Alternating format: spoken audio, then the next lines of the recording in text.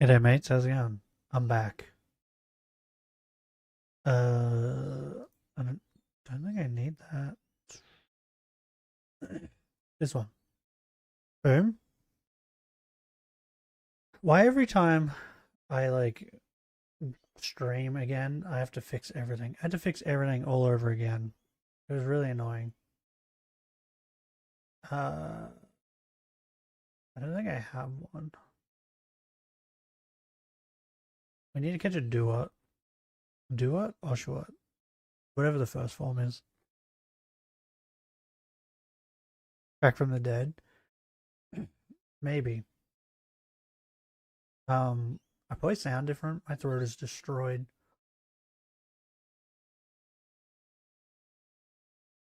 I I don't see one. I need an Oshawott. Uh,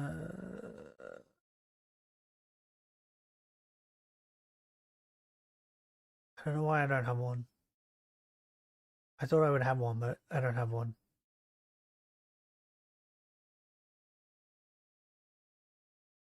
I have a Duat. I need Oshawott. He's next in line. Um,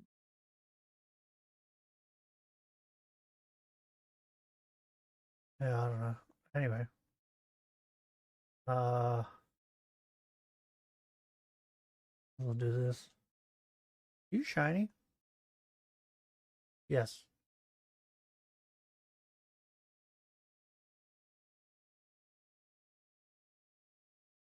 Did I catch that last stream? Wait, how do we? Is on it? How tall are you? Oh, you're too short.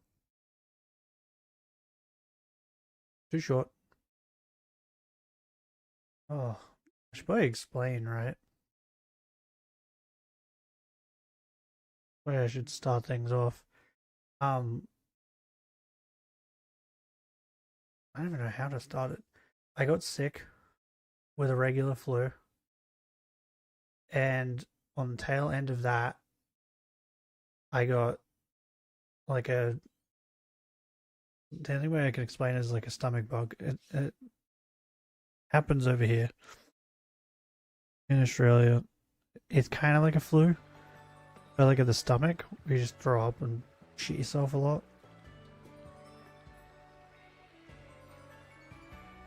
So I got that while I had the flu.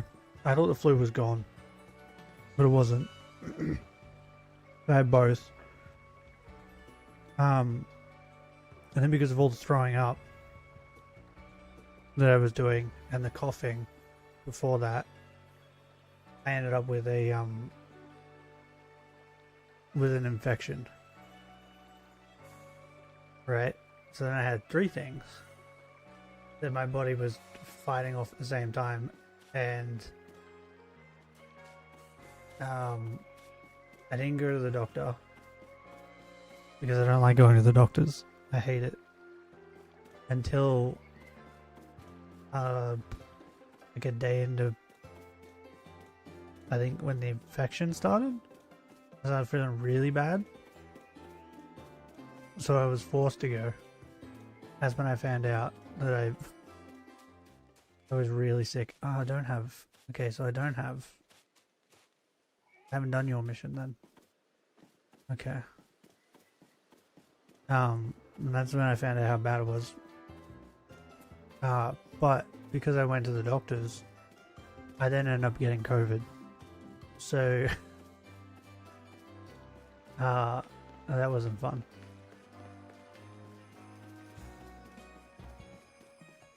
The wrong duck equipment.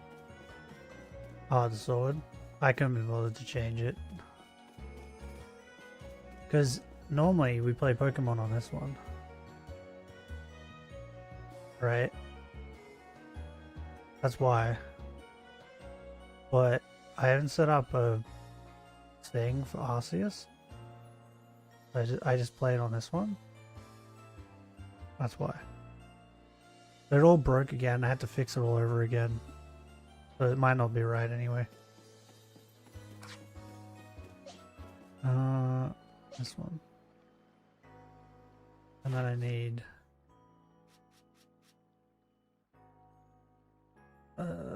Leaf Storm, Strong, and Agile. Does this thing even have Leaf Storm? I don't think it does. When do you learn Leaf Storm?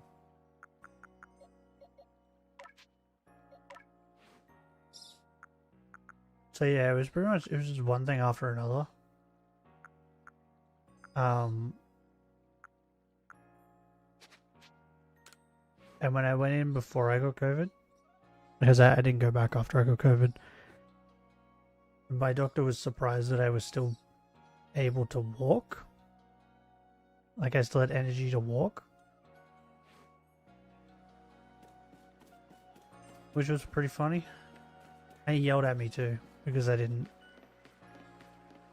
go in when I first got sick. They got mad at me again.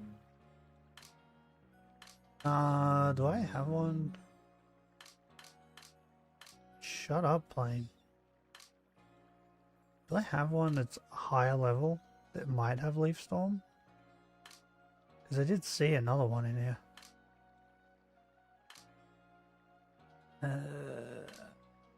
There it is. You definitely don't have it. Is this like a special move that I have to teach him? Do I have any more? That doesn't look like it. I have you. Okay. Well, that's just sad.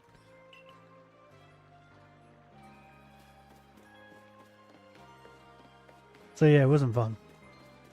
But yeah, after I got COVID, people were trying to force me to go back again. But like, there's no medicine that... Did you just appear? Okay, I'm gonna ignore that happened. There's no way to like... There's no medicine for COVID. I was like, what's the point of going back in?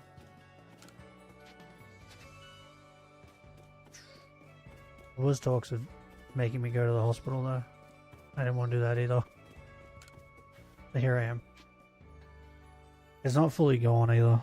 I'm still sick. But I miss streaming. What new moves? Can you teach this thing? What was it? Leaf Storm?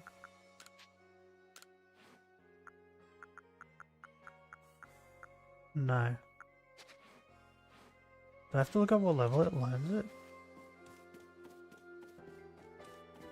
How much are candies? Is my game like... Something wrong with my game? What is happening? Why are people just spawning in? And like when I'm really close to them too. Oh, this costs money. Oh, I don't have money. Fuck you then. Keep your candies. I'll just go get some myself. Okay, I guess we'll move on to Kolava then. Since I can't do anything with Decadui. And I need to catch a Cyndaquil. Ember Quick Attack Flame Wheel.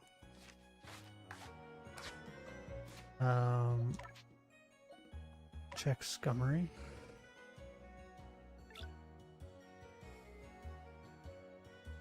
Wait, how do I change my starters? Has everyone else been good, bad, creamy? Ember Quick Attack Flame Wheel? Yep.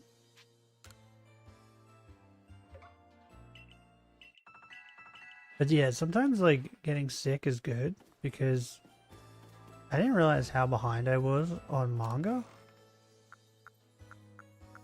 until I got sick. And then I started, oh, I have a lot of candies. Wait, how do I, there it is.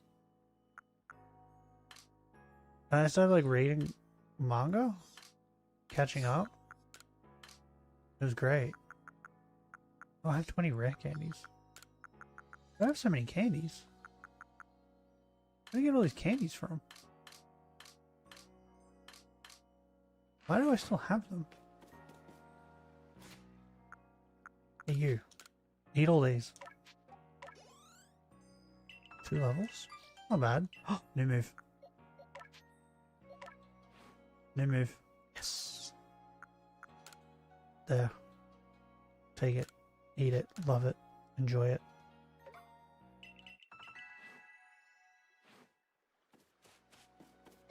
Benny, do you have any videos? Oshawott spawns there.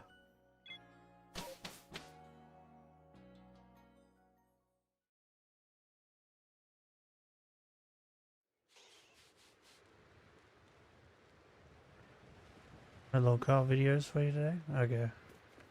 Any other videos? I could watch the video about Gargura is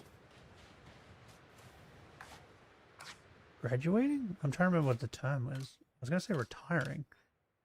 But it's not. It's like graduating, right? It was a video. Asman had a video, I think. Wait, hold on.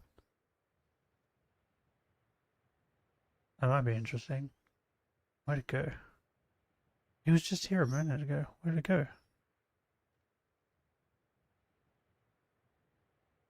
Europe just killed gacha games? What? I don't care about that. Rhea Ripley is fucking awesome. There it is. Goes for 30 minutes. What? How did he manage to talk for 30 minutes? What is this? Stephanie McMahon apologizes in court and snitch on her father 8 hours ago. I heard he's getting off on it or something. Like he's not getting charged.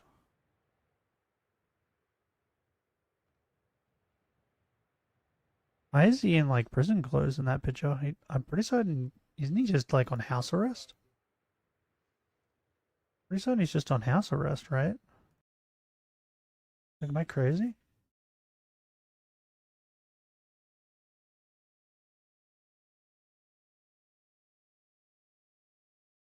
Has a look. Oh, that's the wrong one. Never mind. Whoops. This one. There we go. Wanna watch this? See what he has to say. But like this, look at this.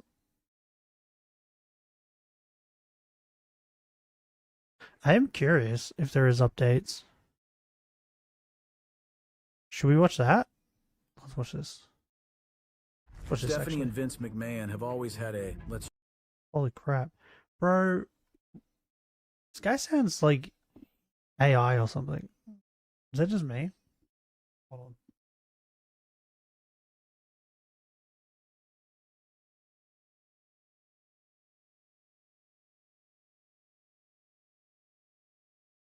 Man, I got sick, right?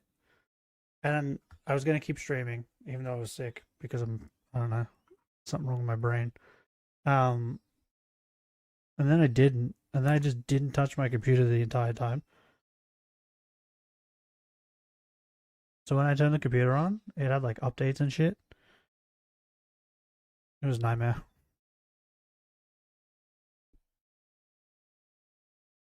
Okay. Are you ready? Let's see it. What's the just say update? weird dynamic. If you've ever watched WWE during the Ruthless Aggression era, you probably remember some moments that made you go, wait, did that really happen? Yeah, there was a lot of weird shit. By the way, that's his. Things just got a whole lot. That's his daughter, by the way. That's his daughter. This is his daughter. And then later on, I think it was in the documentary, right? The Vince documentary they made recently. None of you are Oshawott. None of you are Oshawott. I don't want to waste my berries on you. Yeah, Benny, do you know the story? Is my incest probably incest equals Wincest? No, like, he liked to make really weird, fucked up storylines because that's what people like to watch really weird shit, right? And he could see the ratings, right? Whereas like I don't know, normal talent really couldn't see the ratings. But he could. So he would do something, he would get one of the wrestlers to do a really weird segment and then it would get really good ratings. And in his mind, he was like, okay, they want really weird shit. Because there was one, I think it was Triple H was pretending to be Kane, I think. Maybe it was Kane, but it was one of them. They ended up like doing a segment where they're pretty certain it was Triple H. He was having sex with Kane's dead girlfriend. Air quotes, because she wasn't actually dead. And but then like he had sex with her so hard that she turned into like mush, right? And the whole joke was like, oh, I fucked her brains out. But it was just like mince. It was like mincemeat, right? But it was like it's very, very strange. But like that, he did that, and like the ratings were like, I don't know if they went up, but they sure as shit didn't go down, right? So in his mind, he was like, well, that's good then. People like this. Oh god, this is gonna take forever with Leaf Storm. One of those ones that misses. Oh, this is gonna suck.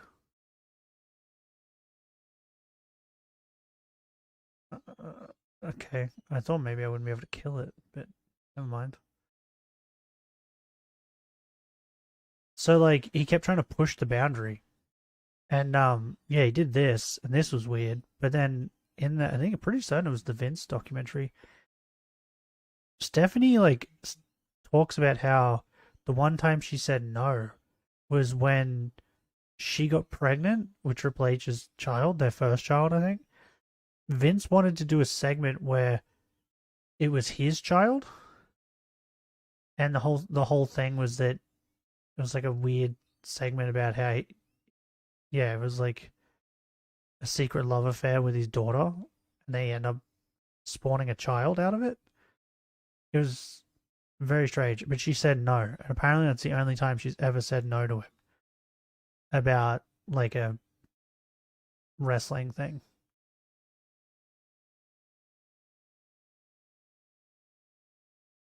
And like I apparently because she said no to that like a week later, because there was that no, it was different thing or something. I don't know, but she said no to him, and then she ended up fucking having to do a match or something. One like a couple days before her wedding.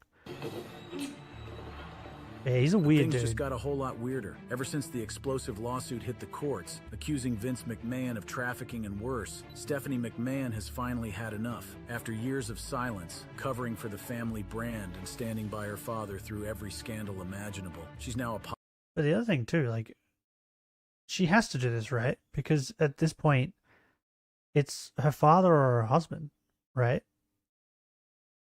Because Triple H, Paul Levesque, her husband, is now like, wait, what?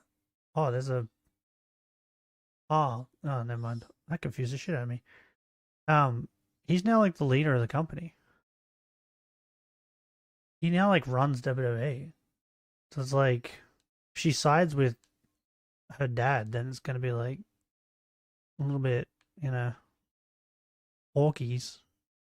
Because Triple H went and did an interview recently, and he didn't like shit on Vince or anything like that, but he did point out that the way he does things and Vince does things is different. Like Vince liked to like rule with an iron fist kind of thing, whereas Triple H kind of likes to like talk to the talent, get them involved in storylines. Whereas Vince is just like, this is what you're doing, and if they are upset about it, then he punishes them. apologizing and doing the unthinkable. She's snitching on her dad. So it's been my whole life. If anyone knew the most about Vince, right? That's not like the ones involved. Because apparently there's a guy who was also doing it with Vince. But the one that would know about it, like, mostly, is her. Because she's been around the entire time. I was in high school was when my dad was indicted by the federal government. That's And a what she steroid thing, reveals right? might just destroy the legacy Vince spent 40 years building. I thought it was longer Stephanie than that. McMahon breaks her silence. For decades, Vince McMahon projected an image of ruthless Wait. authority both on screen. Wait, hold on. How old is Vince? I thought he started doing wrestling stuff when he was like 20 or near 20. Vince. Is he only in his 60s? I thought he was like older than that. No, yeah, he's like 79. He's like 80.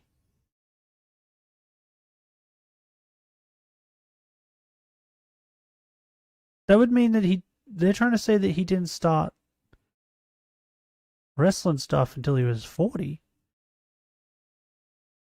But I'm pretty certain he started like with his dad and that when he was like in his 20s. And then I think when he was like 30, he was when he bought the company or whatever, right?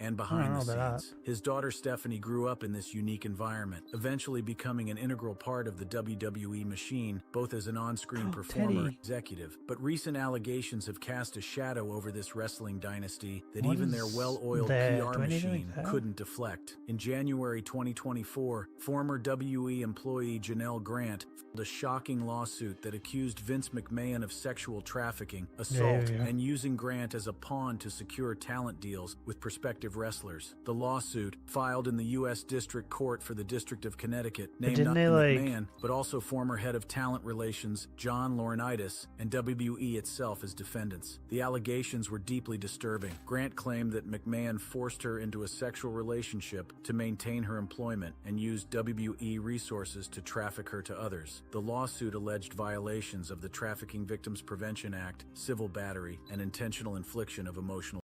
Yeah, but didn't like the FBI or something step in and tell her to hold off or something? Because they were also investigating him. And if their investigation like went through, then they would be able to get him for bigger things. I think that's what was going on, right? Do you know about this story, Benny? I know about it because I follow wrestling.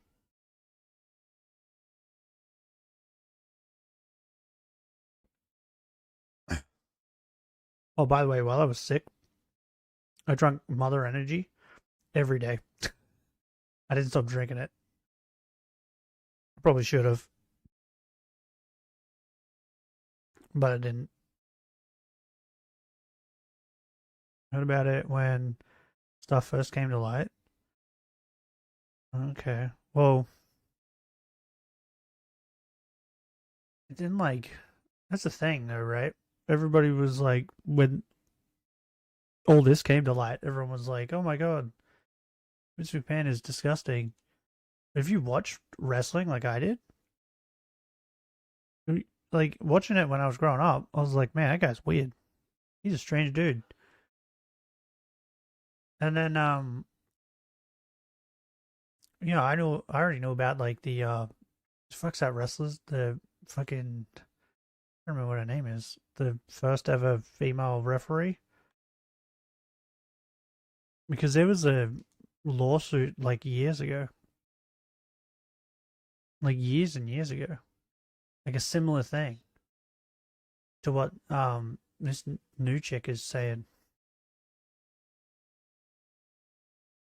I don't know if I need to catch you. So I'll leave that for now.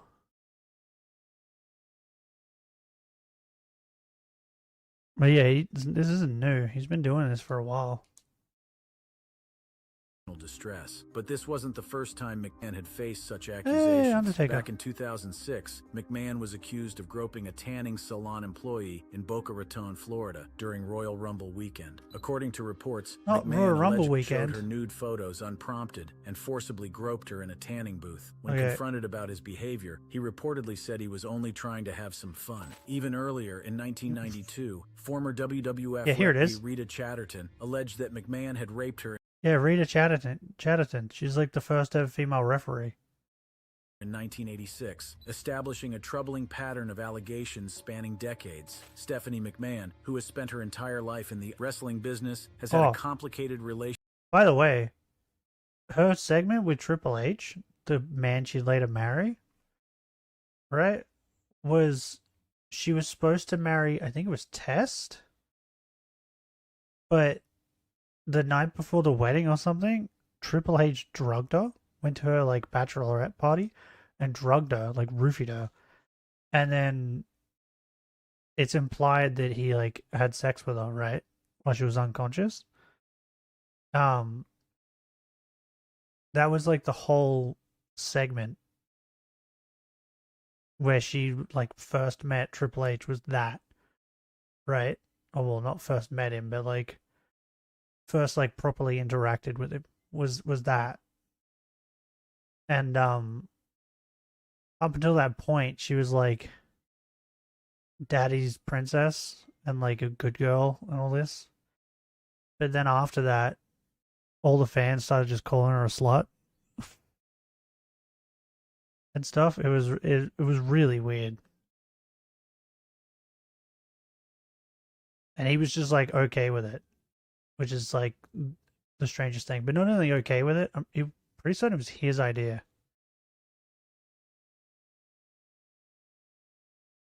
By the way, Triple H didn't actually do that. It was just just the storyline that they were doing.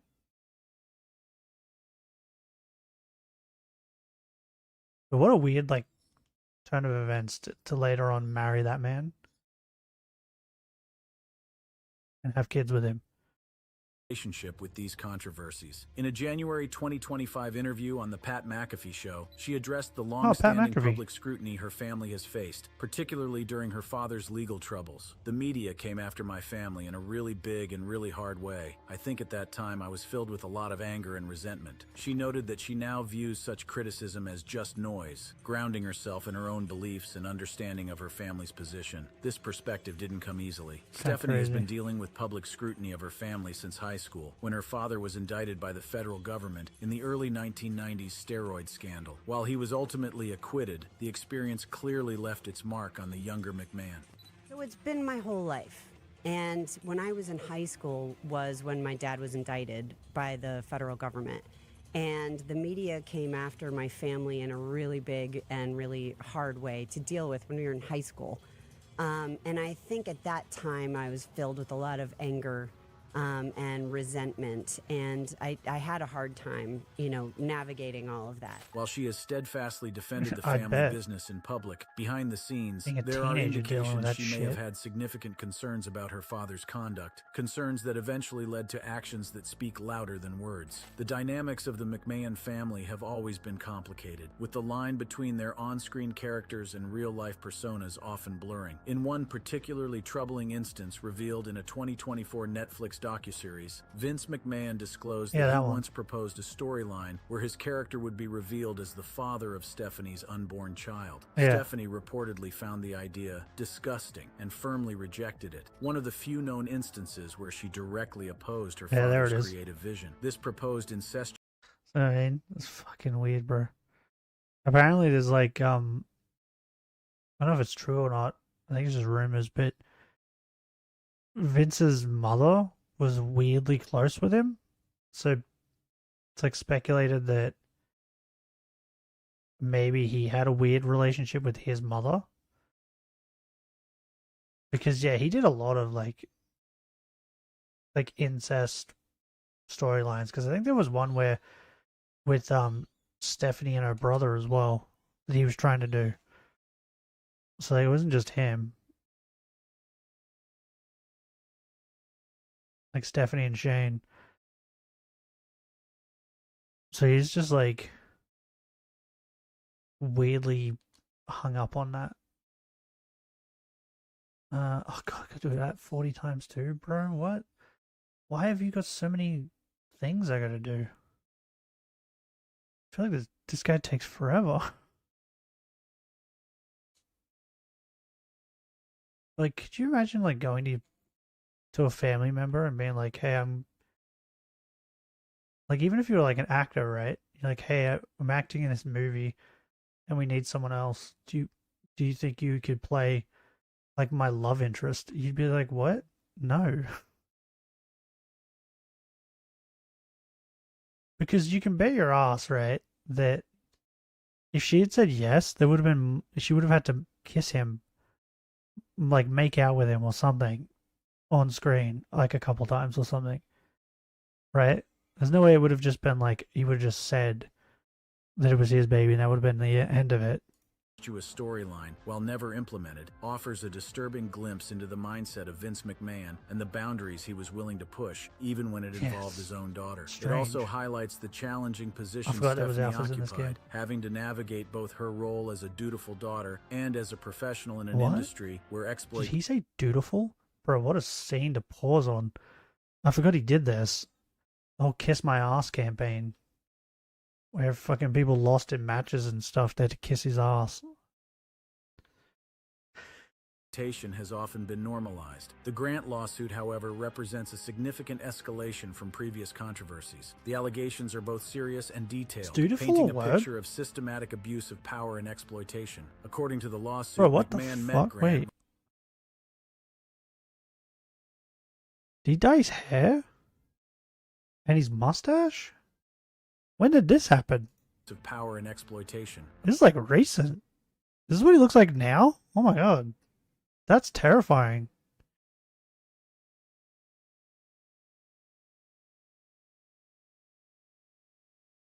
Why is that so terrifying? Why does he look like that? Who told him that was a good look? Like he'd have people around him, right? To be like, that does not look good.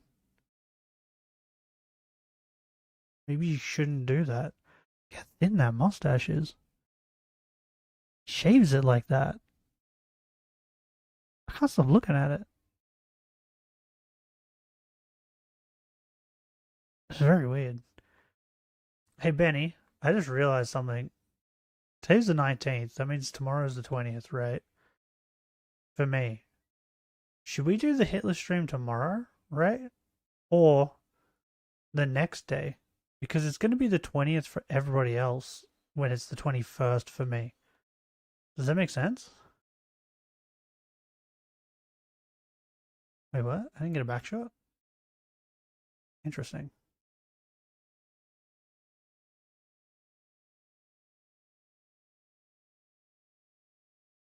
Because, yeah, I live in the future. So the 20th for me is the 19th for you guys. Everyone else celebrates Easter. Origin Hitler? Yeah, wasn't that what we planned to do? That and play some Elden Ring? And gas people? With the perfumes? That was the goal, right? That's what everybody lives for.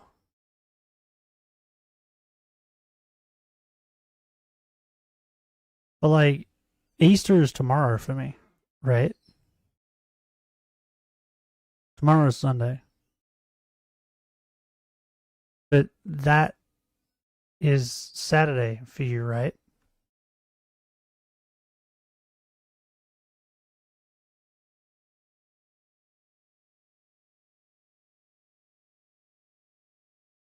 According to the lawsuit, McMahon met Grant when she was living in his building and struggling to find employment. Despite her lack of corporate experience, he allegedly offered her a job. Living in his building? Wait, doesn't he have a mansion? What do you mean, living in his building? I've heard this story before, but like, I don't think I ever clicked to that. Does he own like apartment buildings? It's gotta be it, right? Otherwise, that makes no sense. I'm pretty certain he lives in a mansion. Maybe because he travels? Did you keep the video?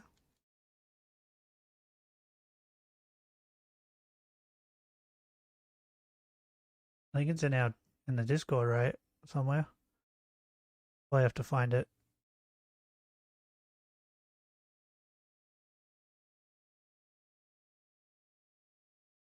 Got it? Okay.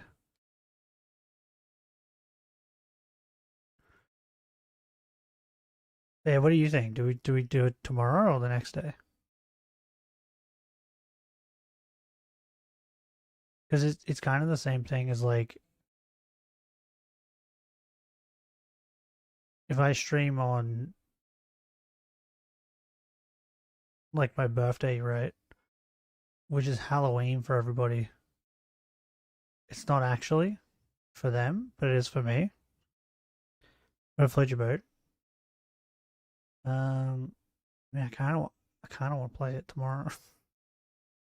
I miss Elden Ring. I've been staying away from playing it off stream.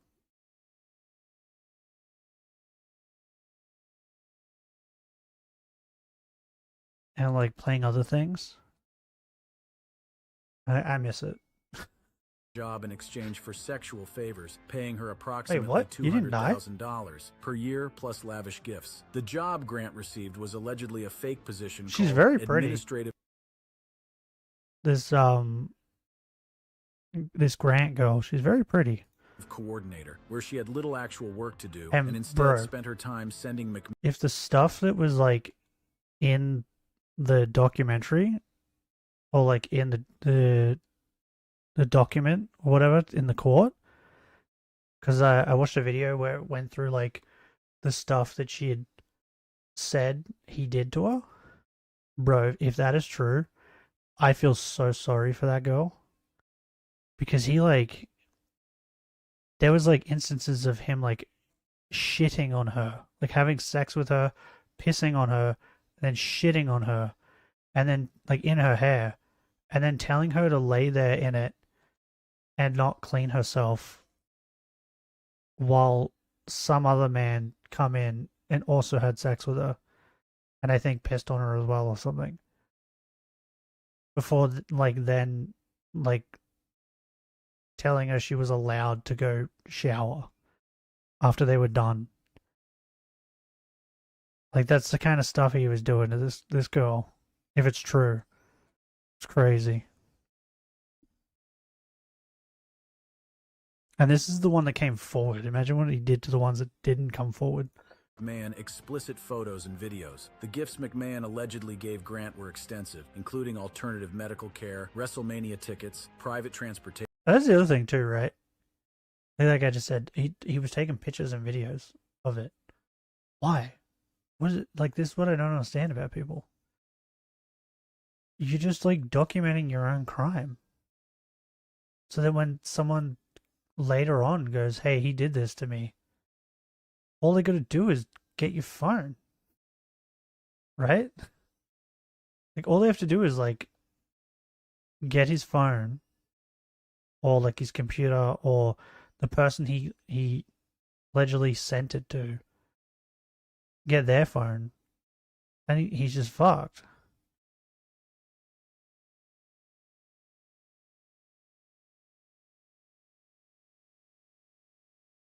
Like I think it has to be because he thought that like he's rich, so he could just pay it away, right? Expensive gift cards, Pay the gay jewelry, away. a brand new BMW, spa certificates, and regular flower deliveries. According to the lawsuit, the relationship took an even darker turn when Grant was coerced into sexual encounters with other men at McMahon's direction, including John. Oh, okay. I think that was. Okay. I was about to say, if she's going to spa stuff and that after all this, then like what? I think that's before. I think that's how he like cozies her into it, and then he started doing weird shit. I gotta hit the hay now. The forest is whispering to me. Okay, crackhead. For work tomorrow. Okay, hooroo. Have a good sleep. I'm thinking of too many things at once, and it's making my like I don't know how to explain it. I'm trying to think of what to say, but at the same time, I'm thinking of too many different things. My brain isn't. Fuck you, you piece of shit. Come back here. What? Did he just spawn? What the fuck?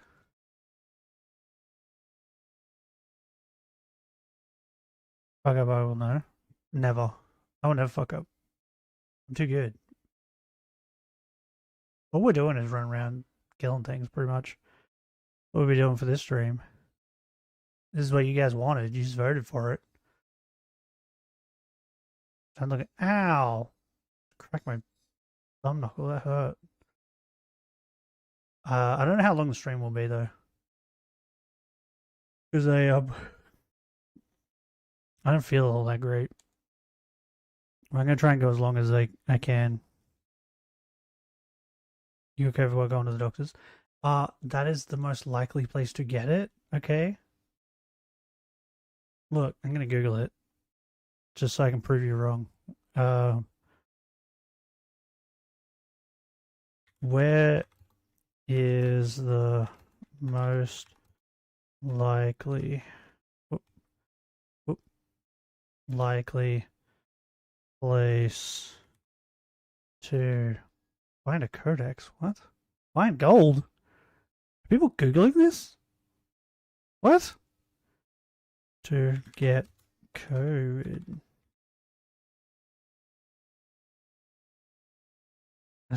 Okay, where's the AI thing? AI thing, just tell me. You are most likely to catch it indoors and in crowded places. That doesn't help me. Be more. Okay, let's just get this. Top 10 riskiest places. 1. Bars and jails. What? Bars and jails. What? Why did you group that together? That doesn't make it. What the fuck? Bars and jails. Fair enough. Nursing homes, indoor theaters / churches, restaurants, indoor seating, outdoor stadiums. What? Gyms, outdoor gatherings, airports, airplane, hospitals. Boom. Number 10, hospitals. Suck it. I win. You can suck one. It's number 10, but it's still in the top 10. I win. Get wrecked. John Laurinaitis, and, according to amended filings, arrangements involving WWE superstar Brock Lesnar. As these allegations emerged, WWE's corporate structure was undergoing significant changes, with Stephanie McMahon playing a pivotal role. To understand these dynamics, we need to look at how the company's leadership evolved during this tumultuous period. In June 2022, WWE's board began investigating a $3 million hush money payment that McMahon had made to a woman with whom he'd allegedly had an affair. This investigation ultimately uncovered that McMahon had paid a total of $12 million to 4 different women over the years to silence allegations of sexual misconduct. During this investigation, board members Manjit Singh and Ignace Lahoud considered resigning. Stephanie McMahon, then on a leave of absence but still a board member, reportedly persuaded them to remain, utilizing voicemails and emails to communicate her position. Subsequently, she assumed the roles of interim CEO and chairwoman after her father's resignation in July 2022. This move positioned Stephanie as a stabilizing force during a time of crisis, stepping into leadership when the company needed direction. However, her tenure would be short-lived. In January 2023, Vince McMahon reinstated himself to WWE's board, leading to Stephanie McMahon's resignation from her executive positions. He's so graceful, isn't he? Stephanie McMahon's resignation, following her father's return to the WWE board in January 2023, raised eyebrows throughout the industry. Her departure was interpreted by some, including former WWE host Matt Camp, as indicative of internal disagreements regarding her father's return. Camp remarked that Stephanie's exit told me a lot about the human being, where his own family was like, "Yeah, see you later." This sentiment suggests that Stephanie's resignation wasn't merely a corporate reshuffling, but potentially a moral stance against her father's return amid serious allegations. It was probably also because of the fact that, like, she wasn't doing a bad job. So she thought maybe her father would be like, I don't know if proud's the right word, but like, at least be like, hey, you're doing pretty good. I'm just going to let you keep doing it and retire now that I'm like fucking near 80. Because I think it was like a couple of years ago, right? 2022? It'd probably come up with a date at some point. 21, 22, something like that. Which meant he would have been like 70 something. Because he's like 79 now, so that would have mean he would have been 77, 76 or something like that. So she probably just thought like maybe he would just retire and let her deal with it. But then he didn't. He came back and just pushed her out.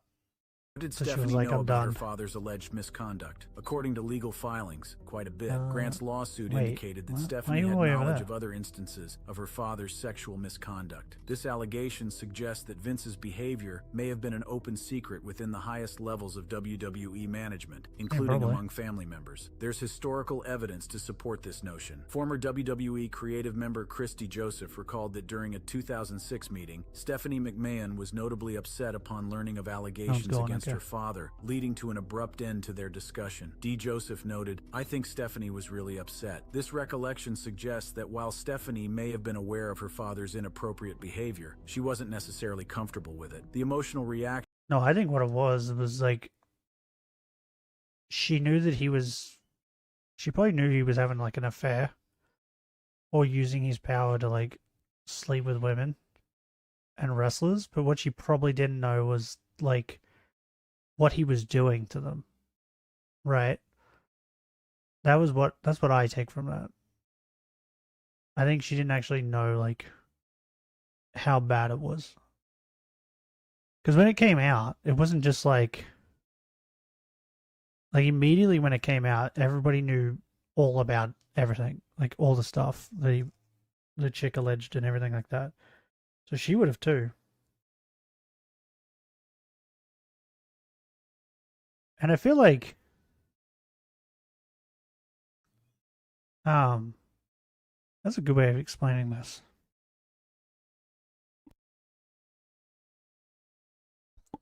I feel like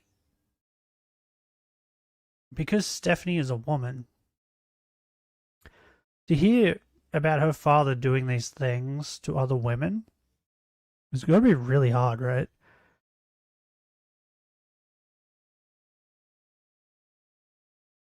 Because like you just pretty much what it boils down to is like this has no respect for women, really. It just views them as objects.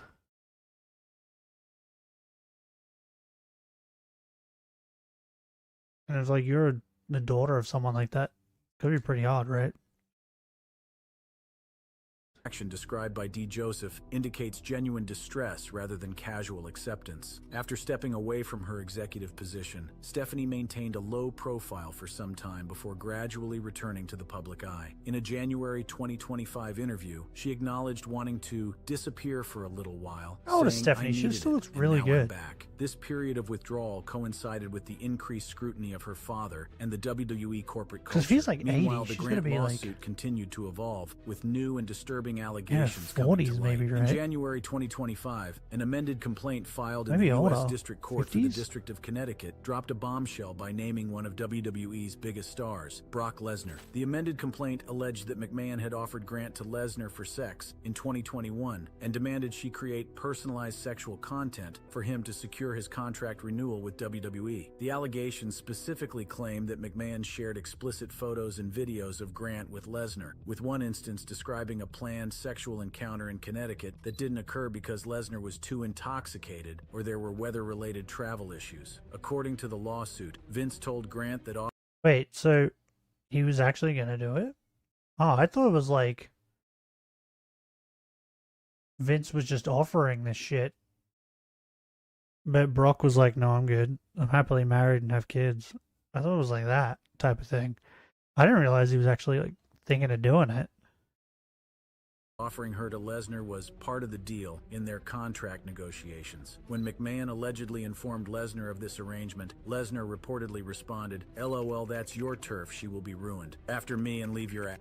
Plus, after me, your tool won't fit anymore," followed by laughing emojis. This response suggests Lesnar may have been uncomfortable with McMahon's offer and was trying to deflect by joking about it. However, Grant claimed that after this exchange, Lesnar directly messaged her asking for a video of her urinating, which she provided. This allegation directly...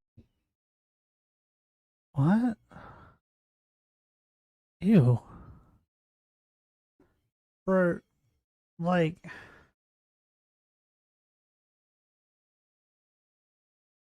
My family, we talk to each other like through the door. the toilet, or like sometimes with like the door, we just leave it open, talk to each other while we're on the toilet. Like, but whenever like my sister or my mother start pissing, I walk away. I don't want to hear that shit. Gross. I talk to him until that happens. But like, I don't understand why people want to like videos and stuff of that shit. It's weird. Pee, bro. Why? Implicated Lesnar in inappropriate communication with Grant, though it's important to note that Lesnar is not listed as a defendant in the lawsuit, meaning he's not being sued directly. The allegations involving Lesnar had immediate repercussions for the former WWE and UFC champion. His last WWE appearance was in 2023, and his involvement in these allegations led to his exclusion from events like the Royal Rumble in early 2025. Some reports suggest that WWE is waiting for the legal situation to blow over before considering his return, indicating that the company recognizes the serious nature of these allegations. Fan reactions to Lesnar's involvement have been polarized. On social media platforms like X, formerly Twitter, some fans expressed strong disapproval, with one user hoping that Lesnar, McMahon, and Laurinaitis would rot in hell. Another fan stated, I mean, I'm not that extent, right? That's a bit excessive. Because, like, it sounds like he didn't actually do anything to her. He just asked her for a video of her peeing, which is still weird. Like, I'm more curious on, like, if McMahon wasn't caught, would he have gone and done something? That's what I'm curious about. I used to love him as the Beast, but now, nah, I'm done. Can't support. But to be honest, I've never really been a Brock Lesnar fan. I mean, I liked him in UFC. I thought he was good there, but in WWE, I didn't really care. He's never been my kind of wrestler. Someone involved in this mess, indicating a shift in allegiance due to these allegations. Some fans have even called for boycotts of WWE over Lesnar's involvement, showing the potential impact on the company's reputation and bottom line. However, not all fans are convinced of Lesnar's culpability. On Reddit, some users defended Lesnar, noting that he has been married to former WWE wrestler Sable for around 20 years, and suggesting that he might not have been aware of the criminal nature of McMahon's actions. The inclusion of Lesnar in the lawsuit represents a significant escalation, bringing in one of WWE's most recognizable and commercially successful stars. It also expands the scope of the allegations, suggesting that McMahon's alleged exploitation of Grant extended to using her as leverage in business negotiations with top talent. Let's now look at the financial aspects of the case, particularly the hush. Another thing too, like, she's pretty, but like, I don't know about like, I don't think she's that pretty that it's like, I'm gonna sign a contract with your company because I want to sleep with her. Pretty? Does that make sense? I don't think there's anyone in the world that I would even consider pretty enough for that, right? Because like, if you're willing to sign a contract with a company just because you want to sleep with a woman, then I'm not sure if you fucking... Do you even have talent? I don't understand. Like, do you even care? Like, that's so weird. Money payments, and the eventual breakdown of the agreement between McMahon and Grant. According to the lawsuit, the inappropriate relationship between McMahon and Grant lasted from approximately 2019 to 2022. Around 2022, McMahon allegedly told Grant that his wife had discovered their affair and that Grant needed to leave WWE immediately. That's a load of shit. The wife would have known from the start. I bet 100%. She would have, because you telling me no one at WWE decided to go tell her? Someone would have. Immediately, as her position had been created solely for the purpose of facilitating their sexual relationship. In an attempt to keep the situation quiet, McMahon offered Grant $1 million to sign a non-disclosure agreement, NDA. However, I'm pretty certain they don't cover like criminal activity, right? Like, say you were to murder someone and someone saw you and you got them to sign an NDA, I'm pretty certain that wouldn't matter, right? It's like in this case, I don't think it matters that she signed it because the things that he's trying to get her to non-disclose are criminal, right? I could be wrong. I'm pretty certain that's how it works. Oh, I don't think that thing's going to spawn because the outbreak was there. Grant reportedly countered with a request for $3 million, citing loss of earning potential. I McMahon can't. agreed to What? this with a request for $3 million, citing loss. Bro.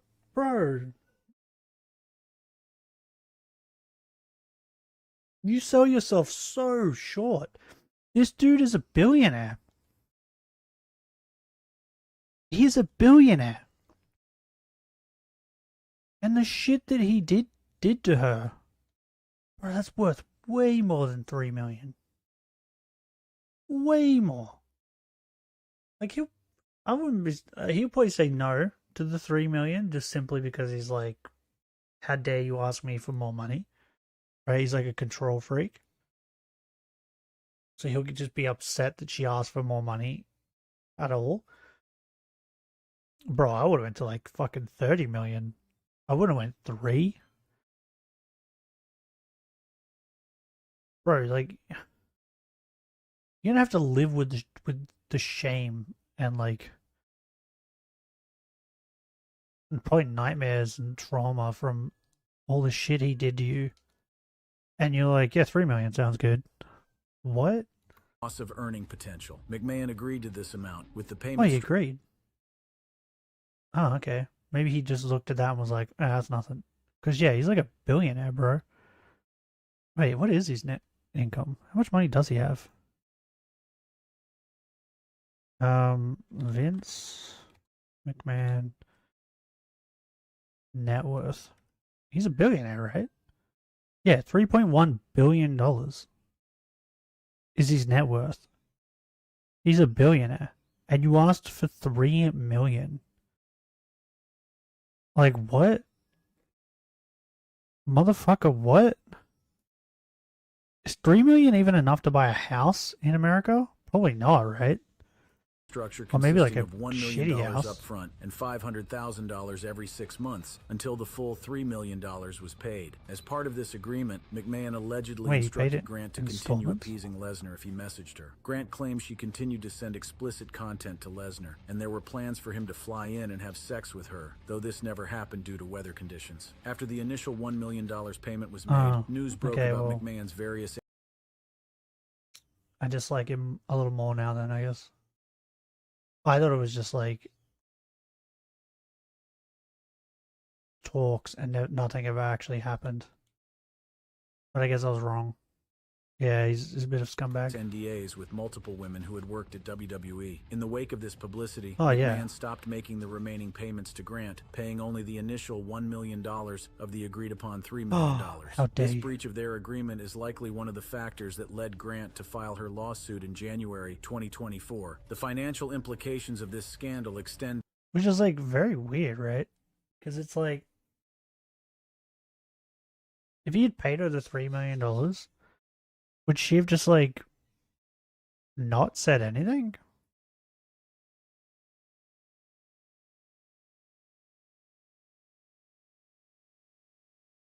Because it kind of seems that way, right? beyond the payments to Grant. In January 2025, the Securities and Exchange Commission, SEC, announced that McMahon had agreed to pay a $400,000 fine and reimburse $1.3 million to WWE for failing to disclose non-disclosure agreements. Specifically, McMahon had failed to disclose a 2019 payment of $7.5 million and the 2022 payment of $3 million, raising questions about financial transparency and corporate governance at WWE. In May 2024, Grant agreed to pause her lawsuit. So she even got fucked over because he paid somebody else $7.5 million. Yeah, she sold herself way too short. He's willing to pay way more money.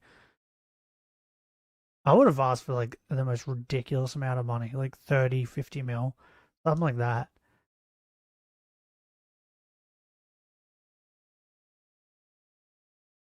Because he would have paid it. Lawsuit for 6 months at the request of the U.S. Department of Justice, pending a federal investigation. This stay was lifted in December 2024, allowing the case to proceed. In early 2025, Grant's attorneys filed motions to amend the complaint, which is when Lesnar was officially named. As of March 2025, Okay. Grant filed a reply, brief opposing efforts by McMahon, WWE, and Laurinaitis to block the amended complaint. She argued that new developments, including the SEC findings against McMahon for failing to disclose hush money payments, should be considered in the case. The defendants, however, are pushing for private arbitration, citing the January 2022 NDA with the $1 million payment, which Grant's team contests. Judge Sarah F. Russell is expected to decide whether to allow the amended complaint or proceed with the original. Stephanie's quiet exit may have started as a personal retreat, but it ultimately became a turning point, one that set the stage for a deeper unraveling of Vince McMahon's empire and forced WWE into the most turbulent transition in its history, the post-Vince era. The allegations against Vince McMahon Which have been pretty didn't emerge good in a vacuum, but were part of in a troubling WWE. pattern that spans decades. His history of alleged misconduct dates back to at least 1992, when former WWF referee Rita Chatterton alleged that he had raped her in 1986. Combined with the 2006 tanning salon incident and the recent allegations by Grant, a consistent pattern of behavior emerges over a long period. Beyond these specific allegations of sexual misconduct, McMahon has faced various other controversies throughout his career. In the early 1990s, Are they gonna talk about he was Ashley? indicted on charges of conspiracy to distribute steroids following the conviction of Dr. George Zahorian, who had supplied steroids to WWE wrestlers. Although McMahon was acquitted in 1994, They gotta bring up the Ashley scandal thing, cast right? a shadow over the company and raised questions about his leadership and ethics. There have also been allegations that McMahon covered up for wrestlers involved in serious misconduct. For example, he allegedly told Steve Austin's then-wife Deborah not to discuss domestic violence charges publicly in the late 1990s. Additionally, McMahon has been criticized for creative decisions that many found disturbing or exploitative, such as a 2006 live TV segment involving Edge and Lita that wrestlers opposed. Yeah, I but remember McMahon that. pushed forward with to boost ratings. Yeah, I remember that because I'm pretty certain, like, I think Lita came out and said that, or Edge said that there was talks about them actually being naked or something, and they were both like, no, they didn't want to, or something like that.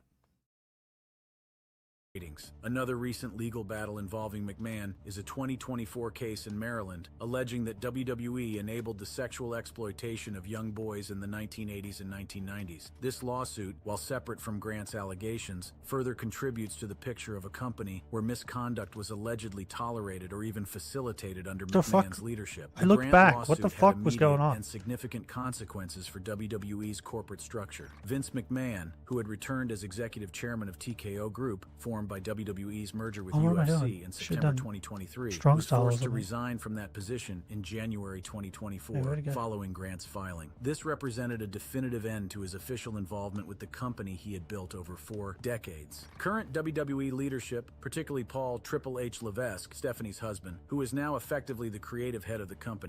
Is that what he's called now? Paul Triple H Levesque?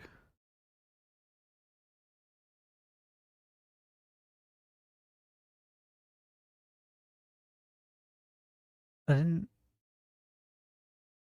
even call him, like, I think it's Levesque too. I don't think it's Levesque. Wait, he said it. I think it's Levesque.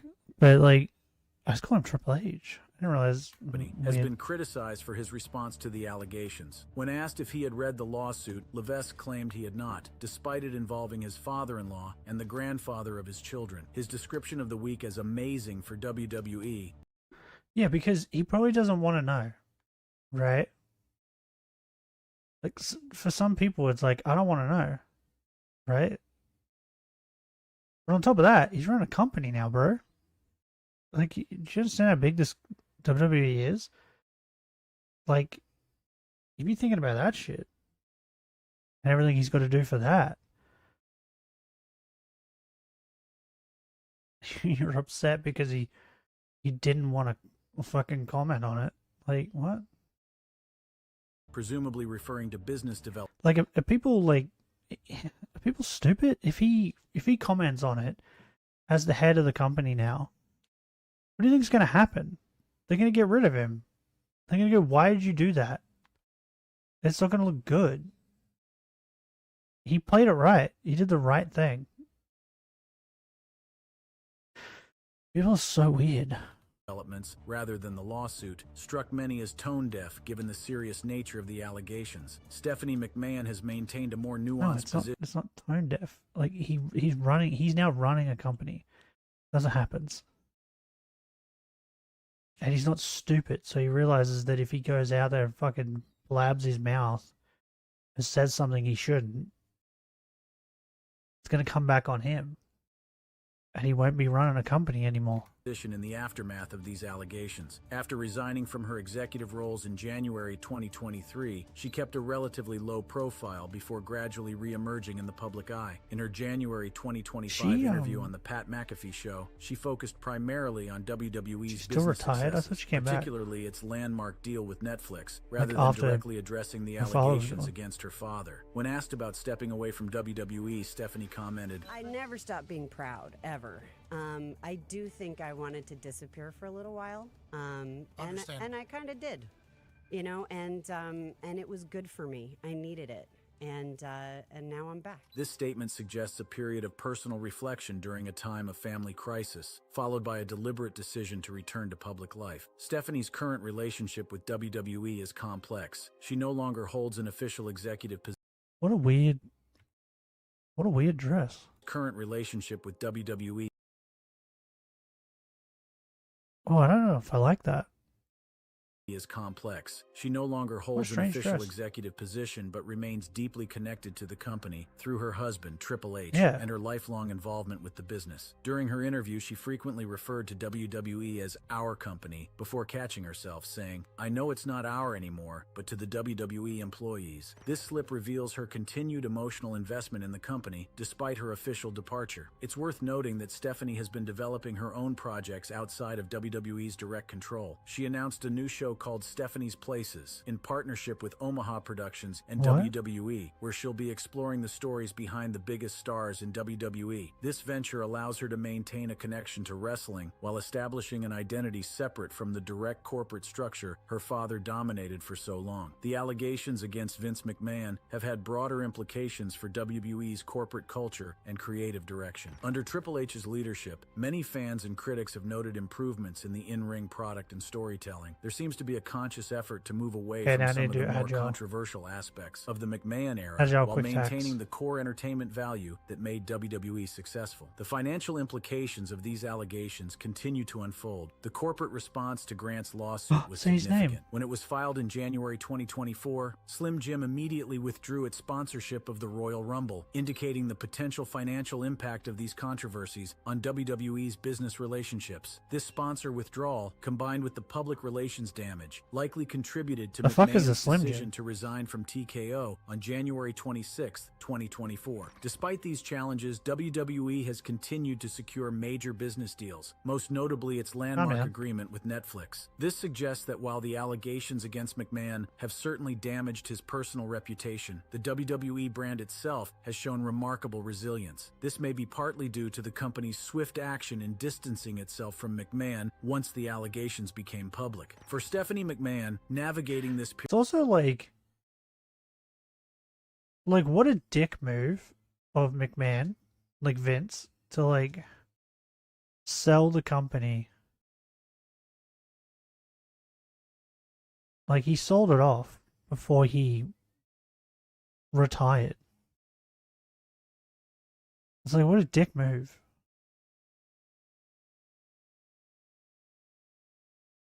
Couldn't have just handed it over to one of your kids? Like, what? What a-hole. It's like, if I'm not running it, you're not either. It's pretty much what he decided.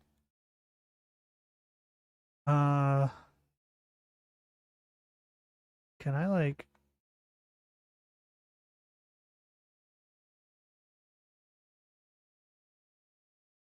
what I want. There we go.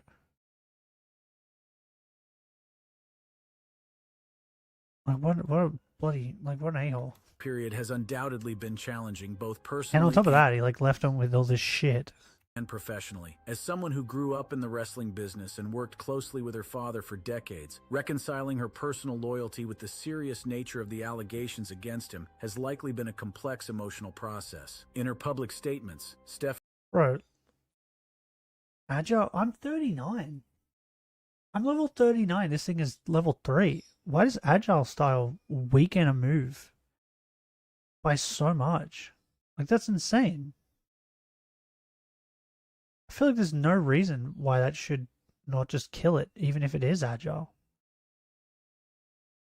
Stephanie has focused on the positive aspects of WWE's legacy and future rather than directly addressing the allegations against her father. This approach allows her to maintain her connection to the company and industry she loves while creating distance from the controversy surrounding Vince McMahon. The handling of the Lesnar situation also reflects WWE's struggle to navigate these controversies. Lesnar was pulled from the Royal Rumble in early 2025, presumably due to his naming in the amended complaint. Some reports suggest WWE is waiting for the legal situation to blow over before considering Lesnar's return, indicating a reactive rather than proactive approach to addressing these serious allegations. Looking ahead, WWE faces the challenge of rebuilding its reputation in the wake of these controversies. The company's handling of the situation, from McMahon's initial retirement in 2022 to his return and subsequent resignation in 2024 to the ongoing litigation, will be scrutinized. I think Triple by H is doing a pretty good job. Sponsors and media alike. The success of this rebuilding effort will depend on WWE's willingness to acknowledge past issues and implement meaningful changes to prevent similar problems in the future. For fans, the allegations present a difficult reckoning with their support for a company that may have enabled or covered up serious misconduct. Many are grappling with how to reconcile their love for professional wrestling with the troubling revelations about one of its most influential figures. Some have chosen to boycott WWE entirely, while others continue to support the company while hoping for positive changes under new leadership. The lawsuit also intersects with broader societal conversations about accountability, power, and justice in cases of alleged sexual misconduct. As with many high-profile cases, it raises questions about who gets believed, what evidence is required, and how we balance the principles of due process with supporting those who come forward with allegations of abuse. It's important to note that as of April 2nd, 2025, McMahon has consistently denied all allegations through his attorney, describing the amended complaint as a publicity stunt filled with desperate falsehoods. His legal team is pushing for private arbitration based on the NDA signed in January 2022, which Grant's team argues should be voided due to the circumstances under which it was signed. The ultimate resolution of this case may take years, with potential for a...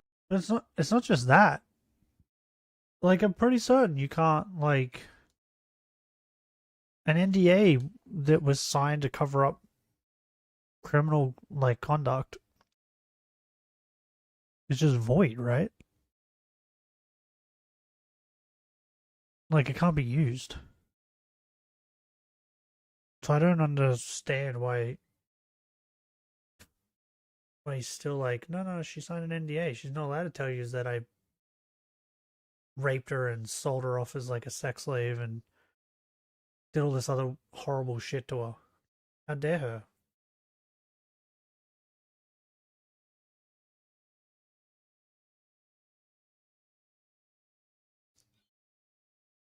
Because if that was the case, then like fucking so many people would just like murder, like rich people would just like murder people they don't like or like shit like that, and then just get someone to sign an NDA.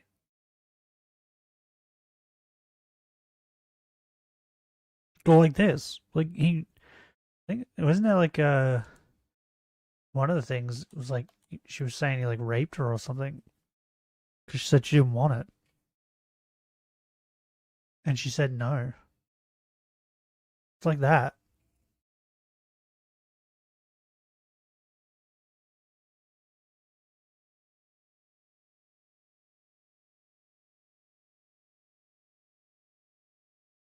I don't know. Seems weird.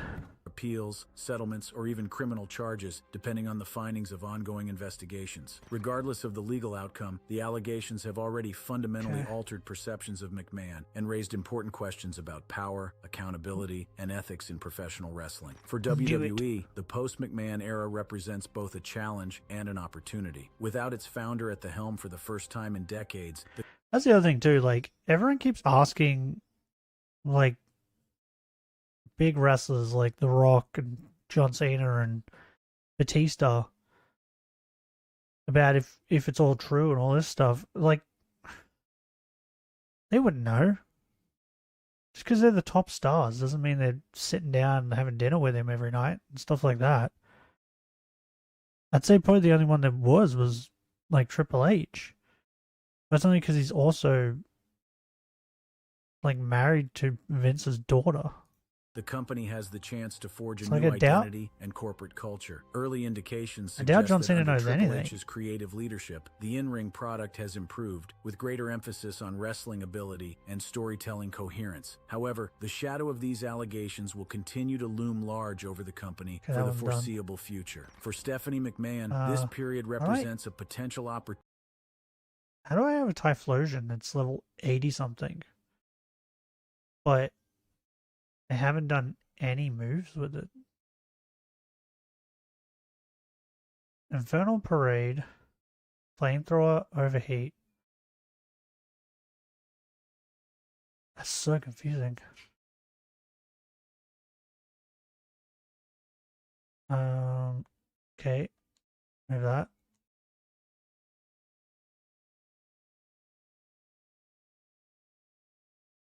Flamethrower. Confirm. Oh, wait. Go back. Put Bulldoze there instead, because I just realized it's a ghost move, so I won't be able to hit normal types. Oh, I can't use the birds either, because they're a normal flying type. That's a pain in the butt. Okay, well, looks like I gotta do it with Shanks's. Or I wait until nighttime. Okay. So I need strong and agile style. Opportunity to redefine her relationship with the company and industry she grew up in by establishing herself as a voice independent from her father's legacy. What are these pictures? She's in a ring in that picture. There's no way Rhea Ripley came out in a bra. What?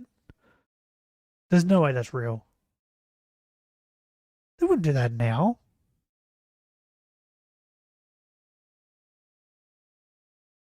Yeah, there's no way that's real. Because, like, this, she's, yeah, there's like AI or whatever. Bro, Rhea Ripley is fucking awesome.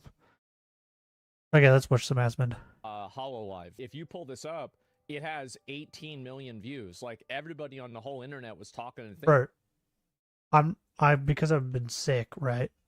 I got this notification because I'm sub to Gura. Because I think she's fucking hilarious. I think she's a comedic genius. Sometimes, not all the times, but like most of the times, I think she's great. She's really funny. So I got this notification. And I was like, what is this? And so I watched it live. I was like, oh, okay. So yeah, I caught this live. Thinking about this shit, right? And so 234 times. And like I think the same thing probably is what Asmund's gonna say. It is very weird that a lot of talent at the moment is like leaving, and it's also strange that most of them are English speaking. Right? Which makes me think like it just seems like maybe they don't get treated as well, maybe. Or like I don't know, maybe it's not even that. Maybe it's just that like they expect them to travel to Japan all the time. That could be it too. To like do things. So like I feel like if I was HoloLive, I would since they're like getting a lot of English speaking VTubers, I would probably like make like a branch or something, maybe, or some something similar. Hey, did you just take Gus? You fucker! I think a fucking bird just ate Gus.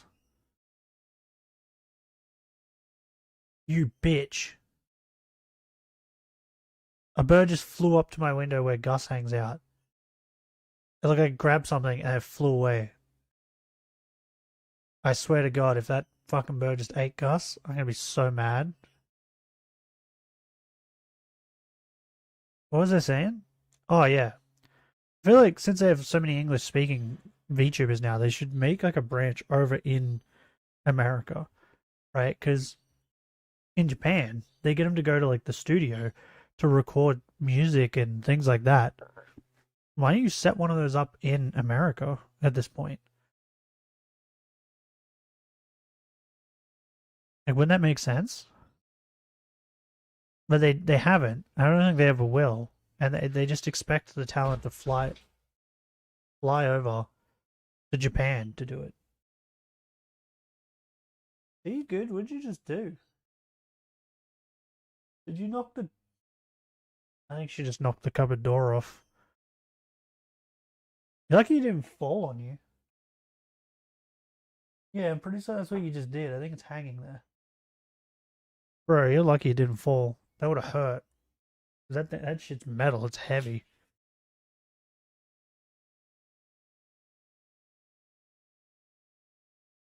Or she's a wrecking ball.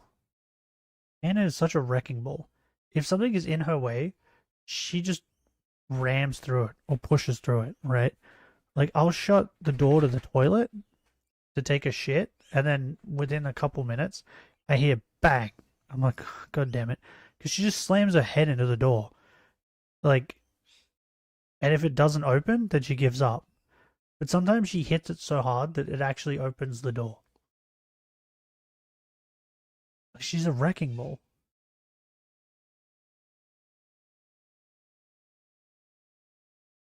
She just pushes people. Like, if someone's going down the stairs and she wants to go down the stairs, you better not be getting in her way. She just push you out of the way. Just keep going. She don't give a shit. You're in her way. Yeah, I'm gonna have to fix it. Now Austin's looking at it because he knows there's something wrong with it. You know, like, God, I guess I have to fix it. Give me a minute. I have to fix my cupboard. Why do you do these things, dog? Don't wag your tail.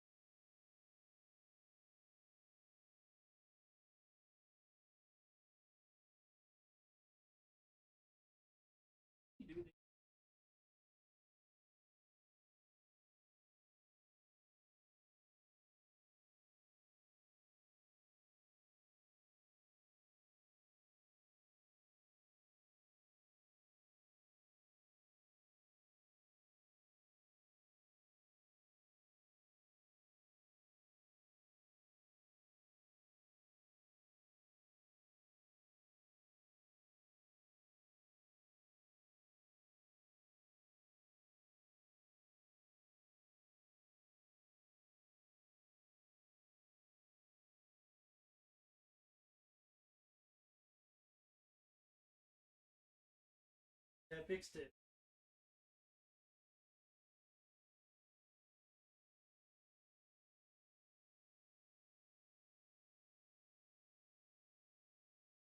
Bro, she like fucked it. It's on there, but it's like hanging on by a thread now. She snapped. There's like little plastic things. I don't even know how to explain this. There's like little plastic thingies that, like, as you pull the door up, you sit the bottom on uh like a rudder, like a rail.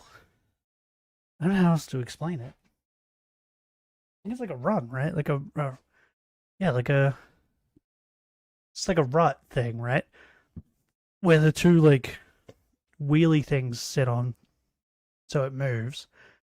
But at the top, there's like plastic clippy things that's supposed to like clip onto things. She broke those. So now it's just like sitting on the run, and the plastic thing is like I pushed it up.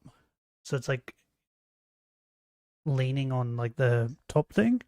So it's not clipped in, but it's like leaning there so the door doesn't fall. It's like a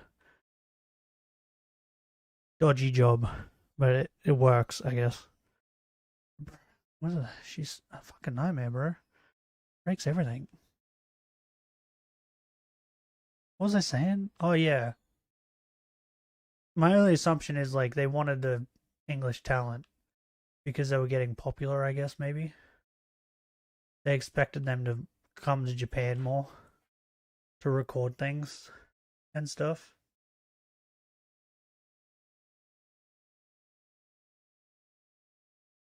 And things like that. Or they just weren't treating them the same, maybe, as they were treating the Japanese talent.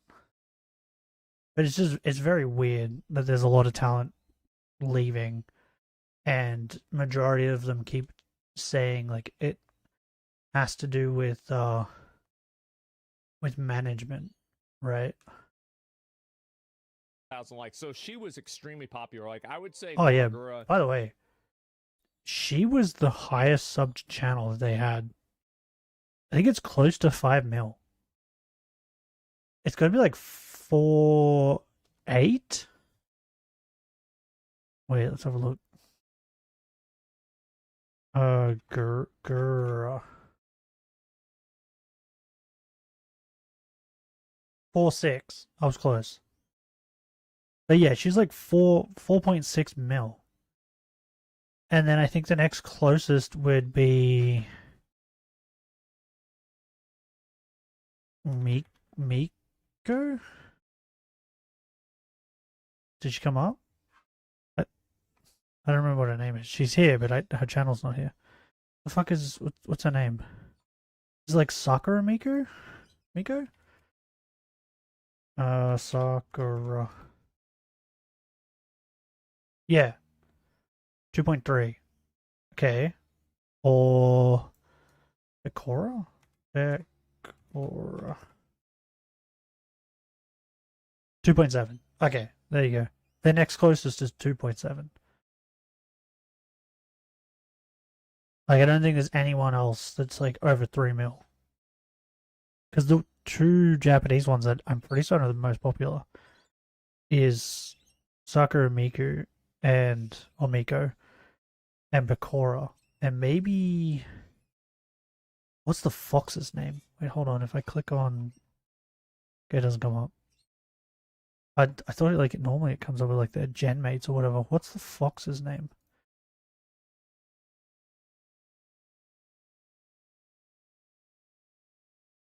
Wait, what if I type in like follow live? I'm gonna figure this out. Oh Jesus! Hey, shut up! This one. Oi! What did I just say? You already broke the fucking door. Shut up. This chick, I think, was there first. And she's only 1.2 mil. Okay, this chick, what's her name? Does it say it in English? Oh, there it is. Fubuki, that's it.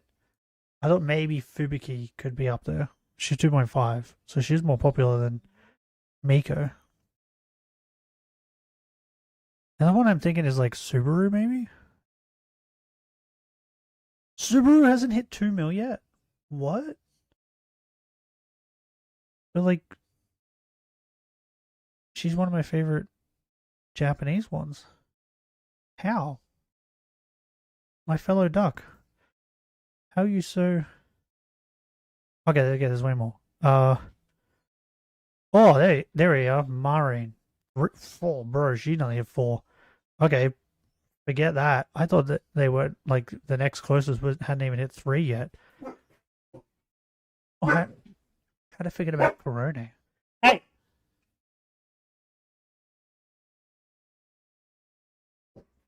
Shut up.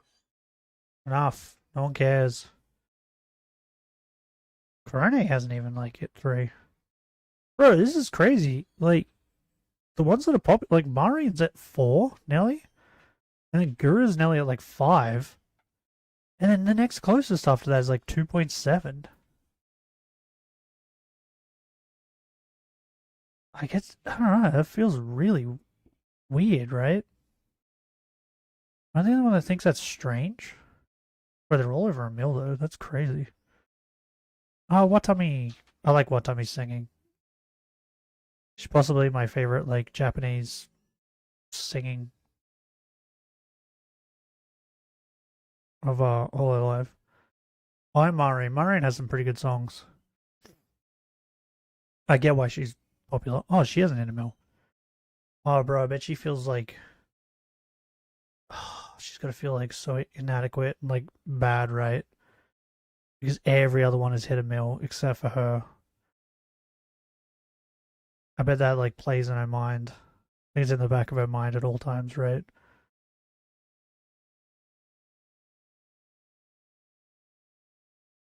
Okay, so the next closest is, like, 4 mil.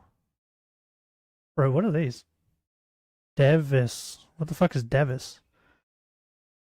They're not very popular, are they? The fuck is Devis? I never even heard of it. Anyway. It's just, I don't know. It's insane that, like, why didn't they try to, like, make her not leave, right? Like, she's got to be, like, their cash cow. Is like top 5, if not top 3 most popular VTubers, right? Her leaving Hollow Live is a really, really big fucking deal. Like, in general? Who? Okay, give me a minute.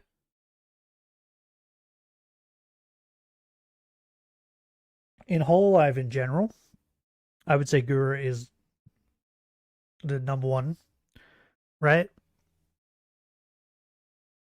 Like, most popular VTuber. I'd say she's got to be like number one. Just look at the subscribers compared to the rest. But in general, I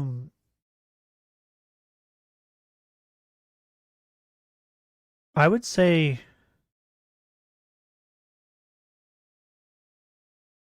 in general, probably Iron Mouse is probably like most popular, right? In general.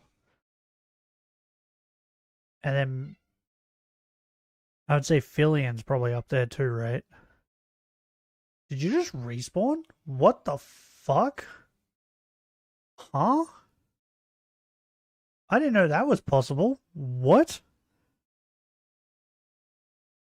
Wait, no, that's not. Wait. How is that possible? The Rapidash just respawned. That's not a thing.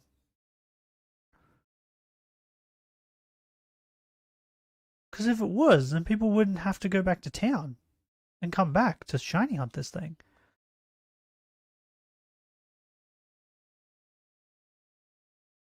What just happened?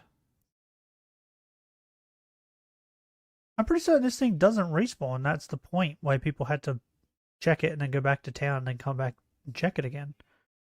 Am I crazy?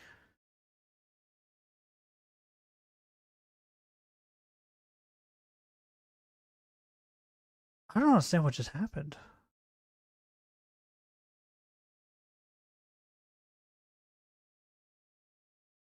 Bro, that was so weird.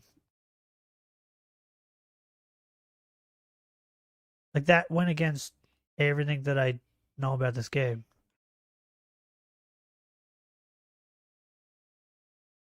And I've just lost all train of thought of what I was doing. Oh, popular VTubers. Yeah, so I'd say, like, maybe Iron Mouse, Billion's probably up there. I'd say Guru's. Yeah, Guru's probably in the top 5. Deal. And the bigger deal about it is the fact that she's leaving, and this is what Callie's she gonna said be up about there, it, right? right? I'm Maury? really sorry for Okay, all right, worrying. we gonna listen to it. So she and you can see obviously it got 2 million views. A lot of people really had a lot of opinions about this and thought about this, and so she was a beloved creator. Everybody liked her, and so anyway, we'll listen to what she said Why is it so yesterday quiet for about me? it and see what happened. Oh, it's Okay, full. there it is.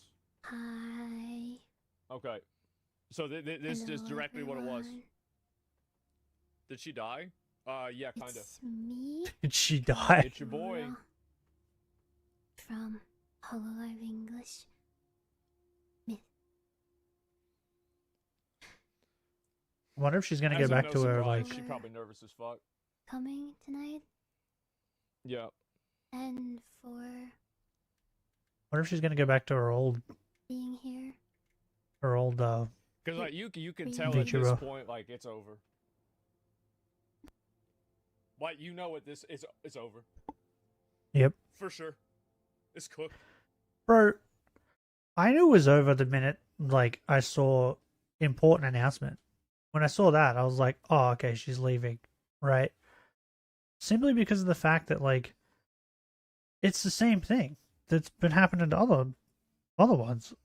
She was in, like, the promotional stuff for a thing, and they took her out of it, cut her out of it, and then she wasn't doing anything of that. She hasn't been streaming very much, like all this sort of stuff. And then she said, like, what'd she say? She was like, well, they took her out because she hasn't really been actively helping or something like that. Something like that. And that's why they took her out of it. But it's like, in my brain, I was like, oh, okay, she's probably quitting. Or not quitting. What do they call it? Graduating. We're graduating soon. And then this happened, and I was like, oh, okay, I was right.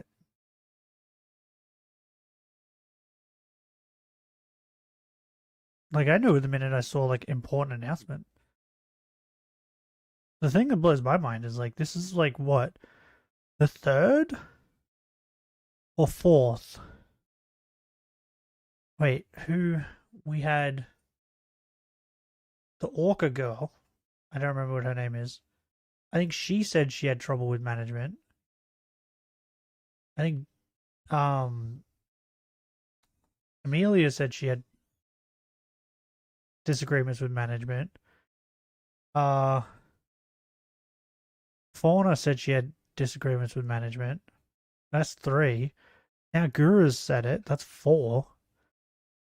I think there was another one, right? As well. They've all said the same thing. There's a disagreement with management.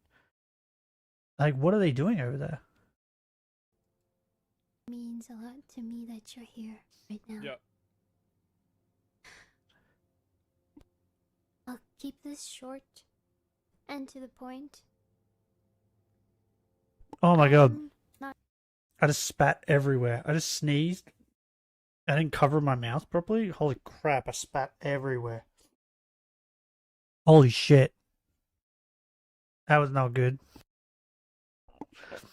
Okay. so good with words, but I will do my best. And please forgive me. I am reading off of some notes so that I don't forget anything. Yeah.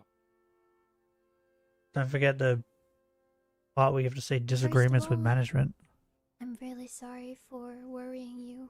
Do you think it's a First- contract thing? Because like she's got to be making them like buckets of money, just absolute buckets of money, right?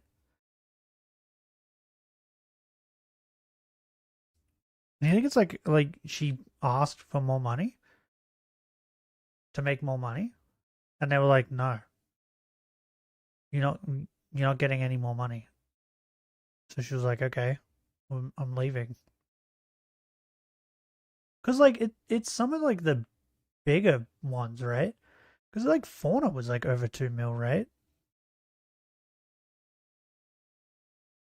And the other one, what was her name? Aqua?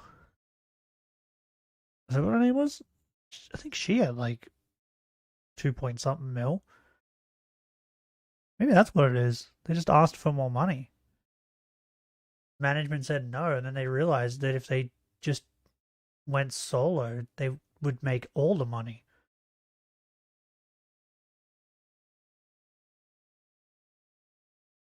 Setting you with this announcement. Because, bro, like, at this point, Gura could probably be like, or like the person behind Gura could probably be like a fucking millionaire by this point. But I bet you she's not.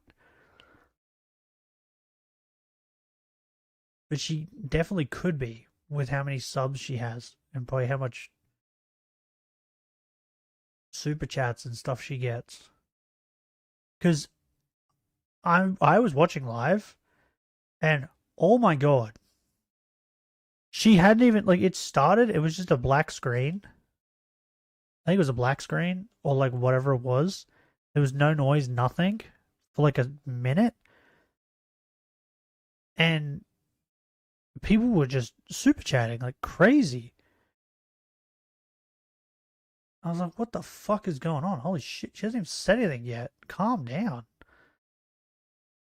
Like, people were just throwing money at her, so she probably could make buckets of money if she just did her own thing. I'm upset. This has been. Hey, Aspen's upset? Does he care about Guru? I thought he didn't really care about VTubers.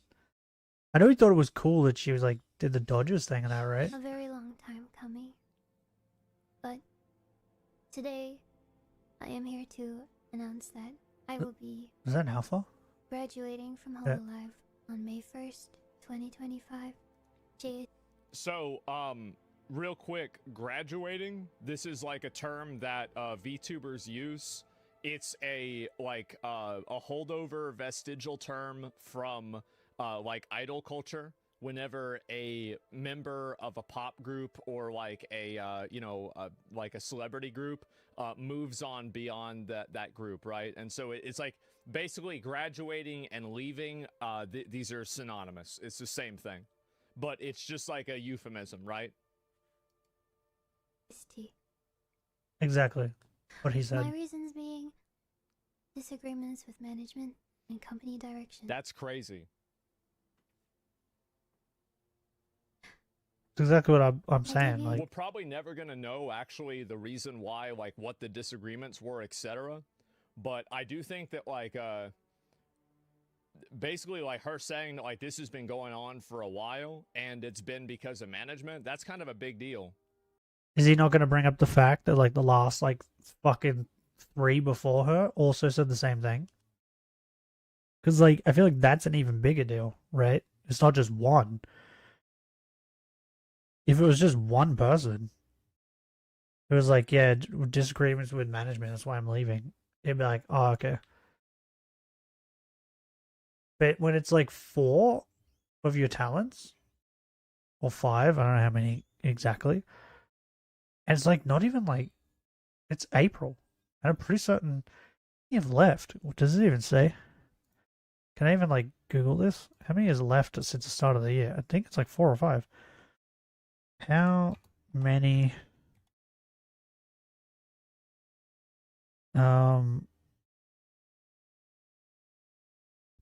talents? Talents. I'm trying to think of what to call them. Talents have left Holo Live since January. Since Japan? What? That doesn't make any fucking sense. 3. Since January 2025, 3 Hololive talents have announced their graduation, or had their streaming activities concluded. Gagura, Nanashi Mume. Oh, that was the other one. Mume. Yeah. And Shion. Wait, Shion left? I didn't hear about that one. Additionally, Chloe's streaming activities were also concluded. Yeah. And also Amelia. When did Amelia leave? Was that not this year? Watson. Amelia. Graduation? Date. Is that not this year? I thought it was this year. Oh no, it was last year, September. Oh bro, that's been a while. Okay. Still, that's technically 4, right? Now, we're up to? So, the Sakamata Chloe is the orca I was talking about. She stopped streaming, but still does things behind the scenes. Shion left. Wait, they didn't mention Fauna. Fauna was definitely this year. Fauna's gone, right? Ceres Fauna? Graduation date. January 3rd. Yeah. So since the start of this year, they've had Fauna, Mume, Shion, Chloe, and then now Gura. That's 5. This is the 5th talent to leave. And I'm pretty certain they all stated like disagreements with management. It was like one of the things that they all stated.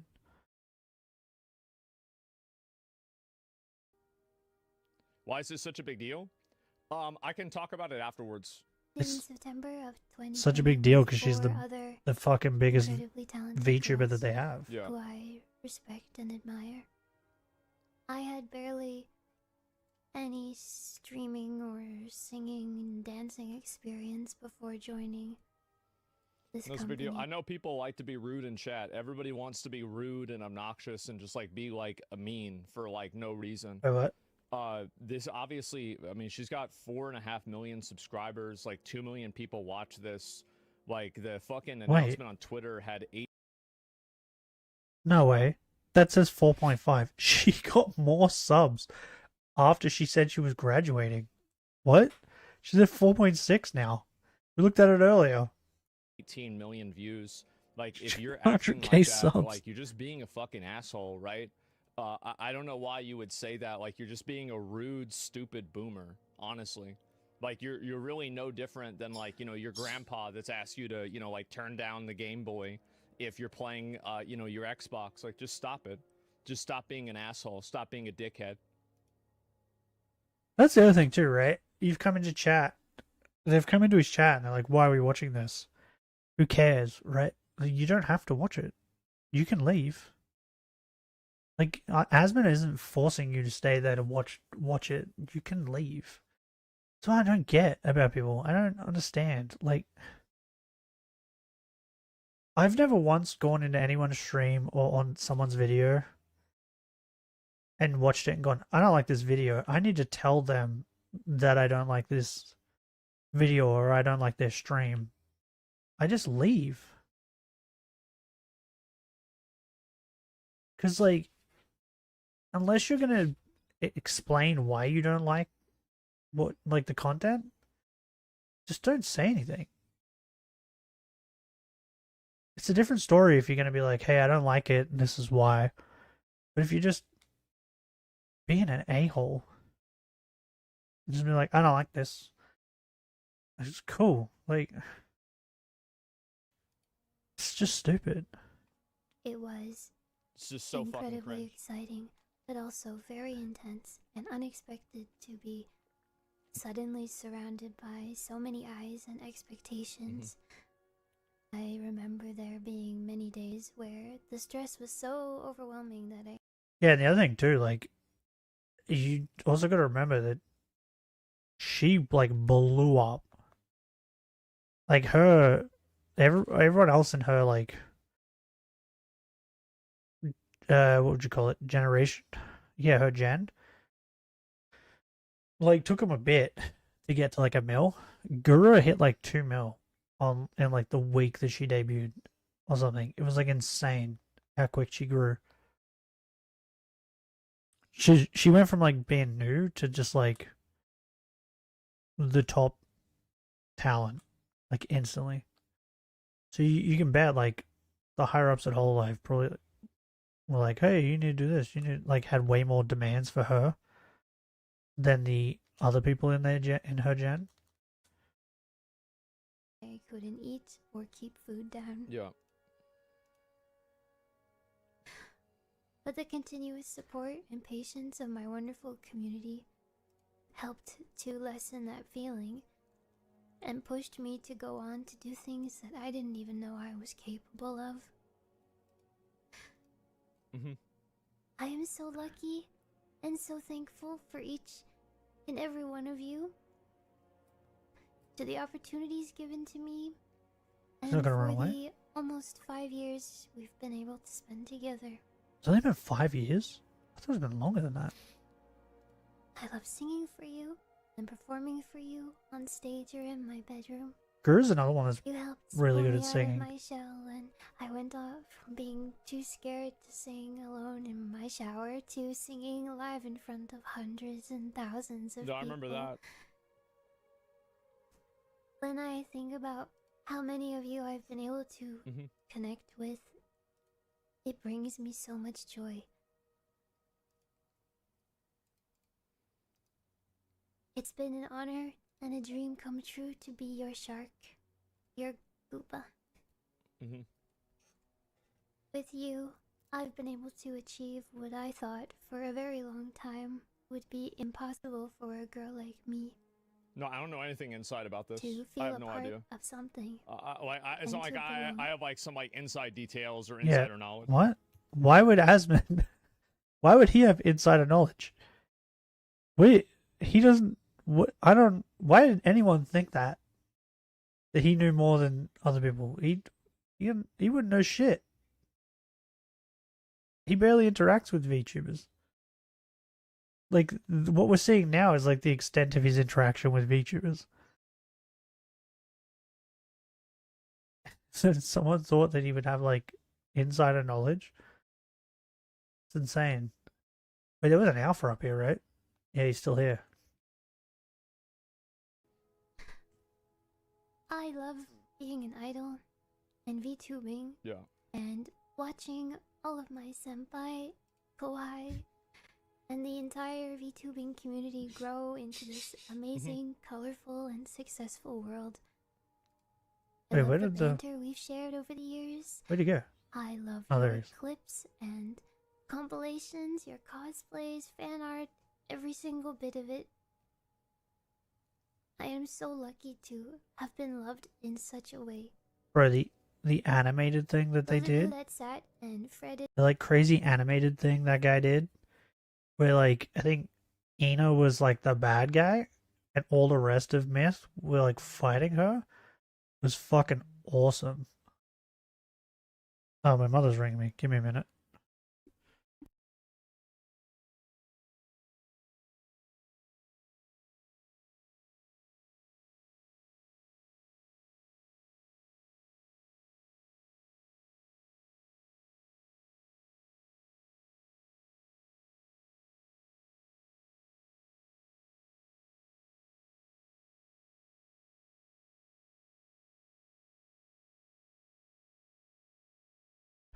I'm back. Yeah, so that like animation thing that guy did was crazy. That thing was awesome. over what to write, poured your hearts out to me in ink. Please know that I have all of your letters, and I will seal them and keep them forever until the archaeologists dig them up in 300 years and try and decipher what a gargoyle was. Yep. Thank you for your compassion, your creativity, and your dedication. Could you imagine? To me. They're gonna be like, if they did dig him up and be like, what the fuck is a Gargura? Because in the letters, they probably mentioned the fact that she's like a shark person. I could just imagine them being like, thinking she's some sort of like Aquaman type thing, right? And thinking it actually existed. Me. Thank you for waiting for me. Thank you for waiting for me to return. When the outside Is this world contract became dispute? too Yeah, much. basically. Yeah, that's what I was saying. Let's have as much fun as we can together during these okay. next 2 weeks. Now I need agile Please share style. your kindness and patience with everyone. And while my time here may be coming to an end, I will cherish the memories that we've made together forever. Well, there it is. I have one final project to share with you, and I can't wait for you to see it. I'm feeling really optimistic for the future, and I hope you are too. Thank you, everyone, for letting me be your little shark. That makes me think that she is Well, going to there go it back is. to her old That's it. like Wow. avatar. What was it called? Well, like this is Senzawa what's or happened. something? So apparently, Cover Corp. So like, let me see. Hollow Live. Oh, did they do a thing? Live, Cover. Before he gets into that. So that happened, right?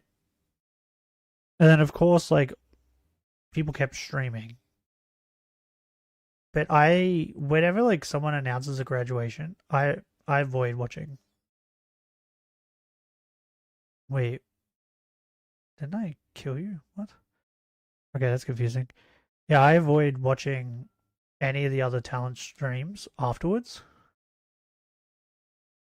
One of the main ones I would like, I'm definitely avoiding for a bit is Kiara's, who is my Oshi, simply because I know for a fact she's probably gonna cry, and I don't really want to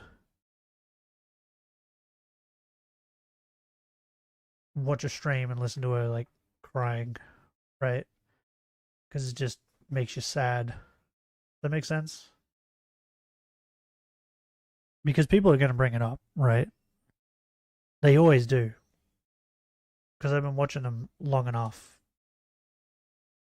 And whenever someone graduates, the next thing anyone does is whoever streams, they just go into their chat and ask them about it constantly until they have to say something about it. And then when they do, like, majority of the time, they can't help themselves but cry, right? Because it's like their friends leaving. And it's like sad. But my issue is like the fans don't care. Like they care, but like they just want the tea. They want the details, right? So they don't care enough to be like, hey, maybe we shouldn't talk about this. And it bugs me. So I usually avoid that streams for a bit until it calms down. Stock. So this is their stock. I'm gonna see if I can just pull it up. Oh yeah, their and stock get an crashed idea or of something, this. right? Where the fuck is it? 1 day, 5 day, whatever. Yeah, I heard about that. I'm not sure if this is the right number to check or not, but it's very clear. Like the stock kind of went down, obviously after her leaving. I mean, she's like one of the main faces of this group, and then her leaving because of that. That's kind of a big fucking deal, man. That's a massive fucking deal, and so that's down. I bet Nichi Sanji is like sitting there like laughing and be like, yes, now we will rise again. They're probably like glad about all this. Yeah, that's a huge amount. And so anyway, they sold their shit. Yeah, I know they did. And basically, apparently they went public or something like that. Like I don't know like all the details about this, but you know, as a VTuber, and this is what I've noticed a lot from like contracts, and this is something that I even talked about, like Tectone, The thing is here, if anyone's shocked by Gura's decision to leave Hololive, and her main decision to is due to the company's direction, y'all need to understand how shit VTuber orgs are. Ownership of identity. That means that like Hololive owns Gura. Like she doesn't own it, they own it. So like if she wants to go off and do her own thing or have her own opinions or whatever. Also, like I know there's been some people that are like negative and rude in this stream. Like I just want to I'm gonna just let you know like this is what happens whenever you do that. Just real quick. So like this, like we just ban you. Like you're nobody. Like you're nothing, bro. Like you're just rude, obnoxious, and you're just making the stream worse by being like annoying. Like why would you be an asshole? Like why would you even do that? Like yeah, ban all. Yeah, just permaban you. Like you don't mean shit, bro. Like you're just annoying. So just keep that in mind whenever you're trying to be obnoxious or like rude. Yep. Yeah. Why do you care as much? The reason why I care about the people that act this way is because it's disrespectful and rude for no reason. There's no real premise on it other than the fact that they just don't like it. And so when you're taking a person who's having a bad time for something that you just simply don't understand, like I would understand if this was like a person that like, you know, for example, like somebody is like crying about like, you know, getting sentenced to jail for like running somebody over, fine. But like when you just have like this free throat, or like what happened recently with the fucking oh, I have to kill a bunch of them with ground moves. I didn't know that. Oh, if I knew that, I probably would have been killing more of them with bulldoze. Like that. The black kid. I don't know what his name is. I haven't been really following it, but I saw a clip of like his mother was like crying because they're getting death threats, and they were crying about how they shouldn't be treated this way and all this crap. When her son's the one that stabbed another kid and killed him. I remember seeing the clip and being like, what are you talking about? You guys are in the wrong. Like, you're not innocent victims. He stabbed someone and killed someone, and you're actively trying to say that that's not what happened and trying to get him out of jail and stuff. You know what's happening? Like, I've just got a rough idea about it, but it's like, it's insane. It's like that.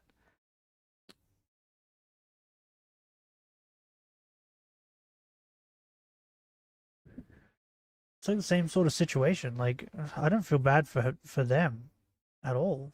Like, it's brought upon yourselves. Like, what?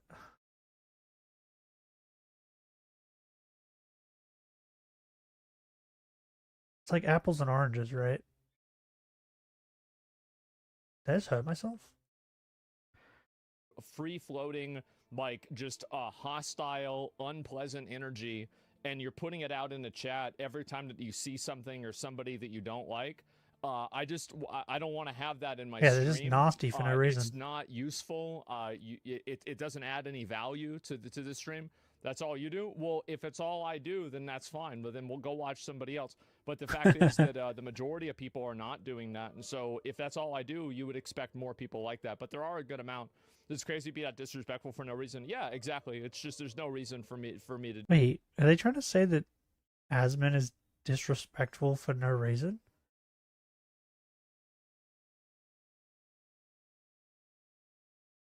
What? People, what the fuck just happened? Oh. Bro, that confused the shit out of me. Like, people, like, talk, like, shit on Asmin's appearance. Constantly. And then he, like, doesn't retaliate with calling them names, like, ever.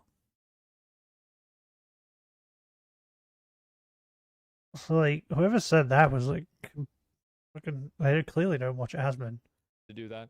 And so, anyway, yeah, so that's the reason. Like, I'm okay with people that are, like, hostile for reasons that make sense. But if you just don't like something and you're just constantly shit-talking it over and over, like, why would I want to have that type of negativity in my community for any reason? Like, why would I want to promote that or provide a platform for that or, like, anything? Because, like, again, the fact is that it's really only, like, 30 or 40 people that were doing it. And so, like, why would we let the entire vibe of the community be shifted because of 30 or 40 people that really want to express a lot of negativity towards something that they just don't like for really, I mean, and there's no real reason to not like this, right? Like, there's no like logical reason. Like, I could understand it's like somebody doesn't like ISIS, right? Somebody doesn't like you know, like some like murderer or whatever. But like, this is just literally some girl streaming with like a cartoon character, right? And so, like, if this gets you to the point to where, like, you have to insult this person and, like, repeatedly berate them and degrade them, this is a point where you're a loser, man. You're, like, just an obnoxious, rude loser. Yep. And so, like, why would I want to provide a platform for obnoxious, weird, rude losers? Like, really? Like, no, I don't want to do that. Why the fuck would I want to do that? And so, anyway, let's dial that the fuck down. And also, like, the thing is that a lot of people can never see the forest through the trees, right? Here's the forest, is the fact that these companies and these groups take advantage in a lot of cases of these content creators, and they create relationships with them that are completely one-sided, that are, I think, exploitative and predatory. And I think that they exercise a degree of control and a degree of oversight that is not coherent for like a good experience for an audience. It's not healthy for a relationship for a person to have with a management company. Like, if you worked at a job and your job treated you this way, you'd be losing your fucking mind. And so when I see this, I view this as, you know, an abstraction of a bad work practice that is being applied in an industry that I'm related to, right? So whenever I'm talking about it, I'm thinking about it on that level. I'm not thinking about Guargora. I'm not even thinking about Hollow Life. I'm thinking about the idea of this and what this idea means and what her leaving, you know, how that affects this idea. So like that's where I'm at. That's where I'm in. And so anyway, let's go back. I just wanted to make sure I address that because there's been a lot of weird people. And again, there's just no reason for me to provide any platform for this. That's it. And so anyway, no, dude, nobody wants to listen to this crap. Think about your stream. The thing is, like, people say nobody wants to listen to it, but again, right now, I mean, I've been live for. But the other thing too, right, is like, think about your stream, because nobody wants to listen to it. Asmon wants to listen to it. Like, what? What is this, like, entitlement? Like, I do polls, right, on my community tab, and let you guys choose some games that I play, right? We do it a lot. Sometimes if I want to play a game, I'm just like, oh, I'm not gonna do a poll. I just want to play this game. But I let you guys choose, like, games that I play or, like, videos that we watch. But not all the time, right? But to, like, sit there and think, like, you could just come into the stream and be like, I don't want to watch this, watch something else. And the streamer is going to be like, oh, okay, yeah. It's, like, unhinged. What do you seriously think? Like, do they seriously think that because they've come in and said, like, they don't like this and you should watch something else, that Asmon's going to be like, oh, okay. Or, like, anybody would? Like, it's just insane. Like, Asmon wants to watch it. That's the point. That's why he's watching it. If he didn't want to watch it, he wouldn't be watching it. For less than a half hour, I've got 30,000 viewers. A lot of people want to listen to it. Yeah. So if you don't want to listen to it, that's fine. And on top of that, like, Asmon's at a point where, like, he has so much money that he just does not care if people in the stream are like, well, I don't want to watch this, so I'm leaving. Why would he care? It doesn't affect his, like, income or, like, anything. It doesn't affect anything.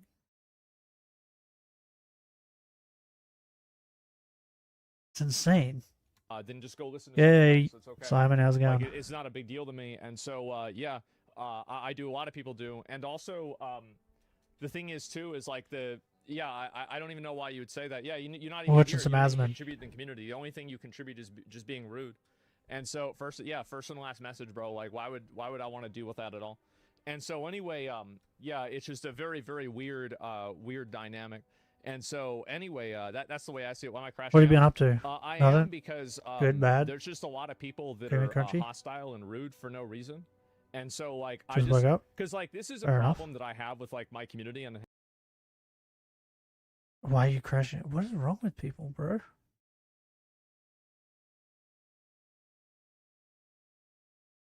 Why is he crashing out? He's not. He's sitting there calmly explaining to you why you're gonna get banned.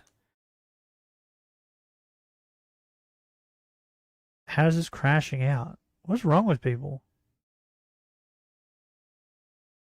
I don't know how long you've been here, Simon, but if you've just missed it, these people in Asmon's chat are telling him to watch something else because they don't want to watch him react to Gura retiring, right? Because they don't like VTubers. And they fully expected Asmon to be like, okay, and watch something else. And now they're saying he's crashing out because he's sitting here calmly telling them why he's going to ban them. And it's insane. People are happens insane. kind of regularly is that I'm hostile a lot with people. And so like they think that like that free floating hostility they can just apply it to anybody they want. But like nobody cares really. Well, why would you even say that? Like why would you even, why Where'd you even come do this? from? And so no, I just literally just don't be a dickhead, don't be rude, right? For no reason. And that's it. And so anyway, disagreeing with you isn't the same as crashing out. Well, it's not even, yeah, exactly. I mean, I don't know what to say. But anyway, yeah, I just literally, like, I want to let people know, like, any type of hostility, disrespect, or rudeness that I experience, I have a one-size-fits-all policy, and that's a permanent ban. So if somebody types the same message 2 times, So 3 funny. times, if somebody says something I think is annoying, if somebody keeps bringing up the same topic, if somebody doesn't want me to talk about a topic, anything that happens, I will immediately permaban for it. So, and I usually don't ever read my ban appeals or anything. Like, so it's like if you get banned, that's it. And so that's really all there is to it. I didn't know about I that. just wanna That's make actually sure really people funny. understand that's really how it goes on. And there's not really any degree of that I tolerate at all. And I only do whenever I think it's funny. But other than that, if that's it.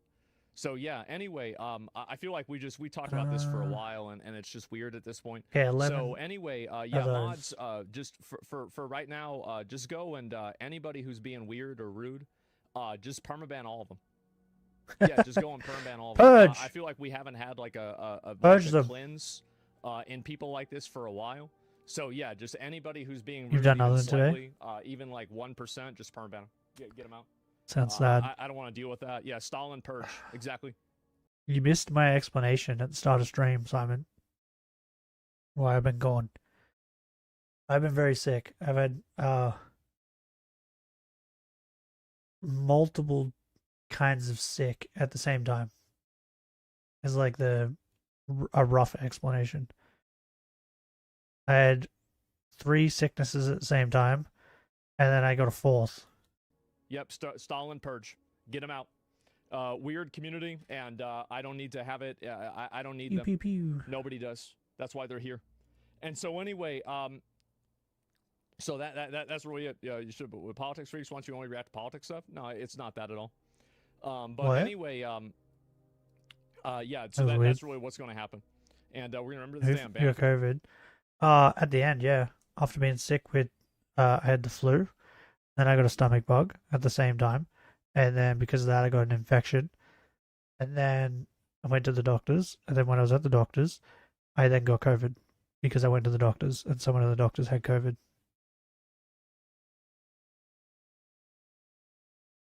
So I had all that at the same time. It was very fun.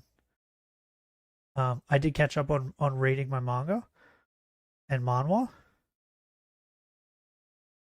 Good chain reaction, pretty much. I'm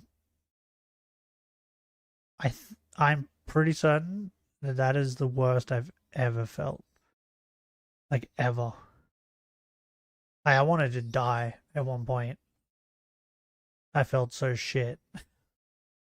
I just want this to end. Just kill me. I'd rather die. It'll just be easier. Like, it sucked. It was not fun. And I don't know if I still have COVID or the flu, but I definitely still have the stomach bug. Because, bro, I shit my brains out before I started streaming today. So, like, I definitely still have that. But I've still got, like, kind of a cough and stuff. So I don't know if it's the COVID or. Life gives you lemons and someone stole it and squeezed it in your eyes. Probably. Well, I always say when life gives you lemons, it's time to commit genocide. Right? Because why would life give you lemons? It's just unfair. So yeah, it was a shit time. It was not fun. I still feel like shit. Tomorrow we're streaming Elden Ring. That's a plus. And we're gonna watch the Hitler documentary that I found while I play Elden Ring and gas people. So that should be fun. Bird Shanks.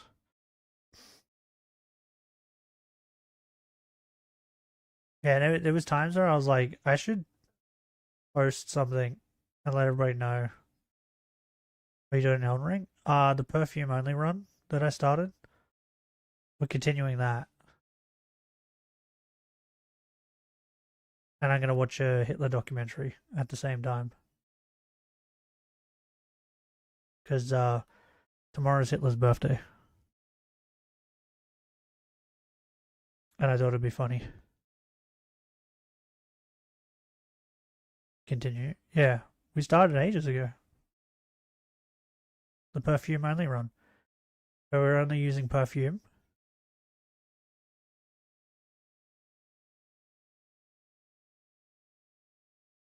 And I'm killing all the bosses with nothing but perfume. Am I right now? I think we beat all of the bosses in Limgrave. So I think we're up to Caelid. Or maybe we beat all the bosses in Caelid. I don't remember. But we did beat all the bosses in the first area. I know that for sure. So yeah, we're either up to Caelid or what's the lake? Ionia?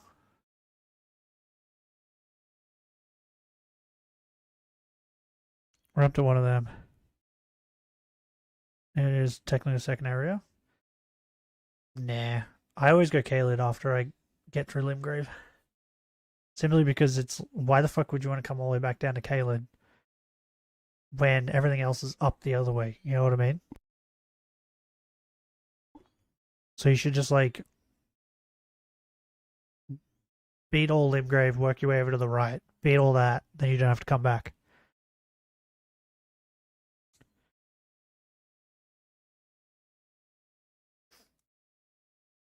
Don't worry, majority of the time when I play off stream, the first boss that I beat is like what are they called? Fuck, what have I've completely forgot what they're called. The big bosses. The first one I beat is Radahn. I didn't even beat fucking Grafted. I go straight to Radahn.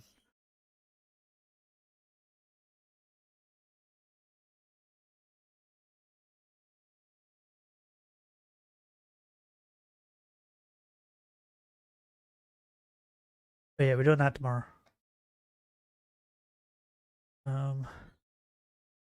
You're an alpha, right? White boy. Appeal streams, maybe, but well, let me go back.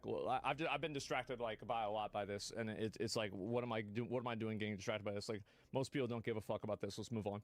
But yeah. So anyway, there was a couple times where I was like, I should tell people what's going on, or that I'm like really sick, and then I would like open my phone and look at the screen, and instantly be like, my head hurts, and just put it down. Right? Been saying that too, like I read so much manga. Like so much manga. There was like I want to say there was like probably like 10 manhwas that were close to like 200 chapters that I read. So like that's not even including all the manga and stuff I read on top of that. But I would like get headaches and then take some Advil and then just keep reading. Even though I had a massive headache. Greatest achievement I have done is naked fisting Margaret. I wasn't naked, but I did fist him to death. Perfumes are, how do I explain perfumes? Perfumes are hard to use, but also not.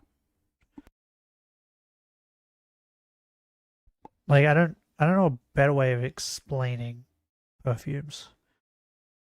Because, like, when they hit, they do a lot of damage, right? When they hit. But they're kind of hard to hit. It's odd. It's hard to explain. So yeah, the perfume only run has been like kind of interesting. So like bubbles? Yeah. Yeah, like bubbles. Cause like the perfume has like multiple hitboxes, right?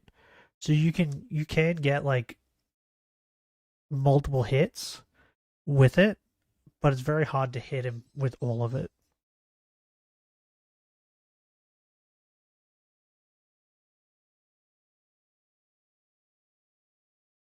And I could not imagine using perfumes without like the DLC perfumes. Cause like normal perfumes, bro, they suck. Yeah, they suck doo doo. Anyway, so this is what happens with a lot of these content creators is that they have a relationship. By the way, yesterday, was it yesterday? I think it was yesterday. I was laying in bed and I got a notification, right, from Kick. Like through my emails, not like a notification. Just through my emails. After base game, are you gonna do DLC as well? I'm thinking about it. It depends on like how difficult the final boss is. Right? Or no, not even the final boss. How difficult Melania is. If Melania is like ridiculously hard with perfumes, I probably won't do the DLC.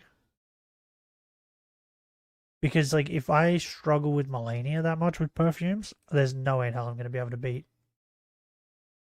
Chosen Consort. Wait. I'm chewing your nails.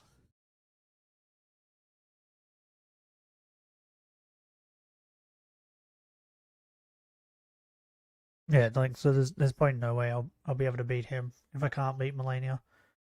Or if I struggle like crazy. What was I gonna say? Oh yeah, Kick. I was laying in bed, right? And I decided to go through my emails, and then I got an email, and it was a notification from Kick that someone went live, and I was like, oh okay, and I was like, wait, hold on a minute, do I follow anyone on Kick? I don't know if I do, and it turns out I do. I follow 2 people. Wait, hold on, maybe I can like, see if I can look it up. Oh no, I do follow her. Oh, I know why I said that. Okay, never mind. Because I was like super confused. I was like, why is it telling me this person's live? I don't even follow them. Because I clicked on it, right? To see who it was. Because like, who is this? Her name's Princess Pamela, right? It turns out I do follow her, right? But I think it's because on my phone I'm not logged into Kick. That's what would have. I think that's what happened. Because yeah, it confused the shit out of me. I was like, I clicked on it, it took me there, and then it was like I wasn't even following her. So I was like, why are you sending me emails about this chick being live if I don't follow her? I'm so confused. Yeah, it was like, I don't know. It was super confusing. Relationship with Never a mind. company that Kick's is like fine. predatory and exploitative. And I think that like some companies, like for example, I know like VShojo, for example, I believe allows you to retain the rights of your IP after you leave the org. So like for example, I But think on top of that, I think their split is decent, right? Who's beautiful princess? What, Princess Pamela or whatever? Oh, I don't know. I think she came to my stream one time and said something. I think. Wait, I need to run because I don't know what moves I have to do. So I just like followed her because that's just what I do. I'm weird that way. Oh, okay. So we need to do 12 overheats and 6 of the ghost move. Yeah, as far as I know, I think Hololive and Niji Sanji, I'm not 100% certain, but I think they have some of the worst splits. Like, they don't pay them as much. But I think VShojo, I think, has decent splits. So they pay them a decent amount. Tut tut tut. Stalking again. I'm not stalking. Hey, if anyone's stalking, she is, okay? She came into my stream first. Don't blame me. I'm just nice, right? I just follow people. Even if I don't watch their stuff, I'll just follow them, right? Because another guy, one of the other guys I follow, he raided us or something one time, so I just followed him. Silvervale is a good Same example of thing. this. Silvervale was in VShojo, and then she left it. Same with Vebe, who's now Vey, left VShojo, and they retained their entity, right? Their personality. Yeah, but the difference is, I don't think Asman understands the difference with this. What did he do? Oh, he just raided. A normal raid like Twitch. Just sent his chat into mine. We were playing Kingdom's Hearts, I think. It was ages ago. The difference, right? I'll explain the difference. Because Asman isn't. I don't think he understands. The difference is that with VShojo gets VTubers that already have avatars, right? They're just not popular. They don't have the audience, but they have the VTuber models and all that sort of stuff. And then they join VShojo, and then VShojo promotes them and like says, "Hey, look, this person joined," and then they get more followers, right? That's how it works. Whereas Hololive create the avatars, create the personas, they create all of it, and then they look for someone to inhabit it. Right? That's why they own the rights to it. That's the difference. Like, someone can, like, I don't know if there's ever been, I don't know for sure, but I don't think anybody has joined VShojo after VShojo like made an avatar for them. I don't think that's a thing.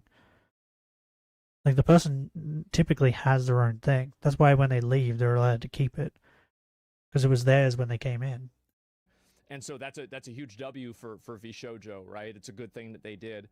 And I think that all of these companies should look at that and like really. I don't think that they should be like, hey, you can just have it because you worked as it. I think what they should do is be like, hey, this is what it cost us to make this avatar and that. if you're willing to give us that much, we will let you have it, right? But even that, I don't think they'll even do that because of the fact that like Gura is a good example, right? They would have to look at how much the channel is worth and not the VTuber, because that channel's probably worth so much money as like its own entity. But in saying that, it's not really going to be able to do anything now. She's gone.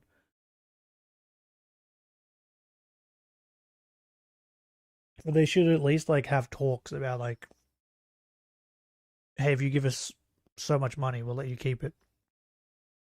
But they don't even do that.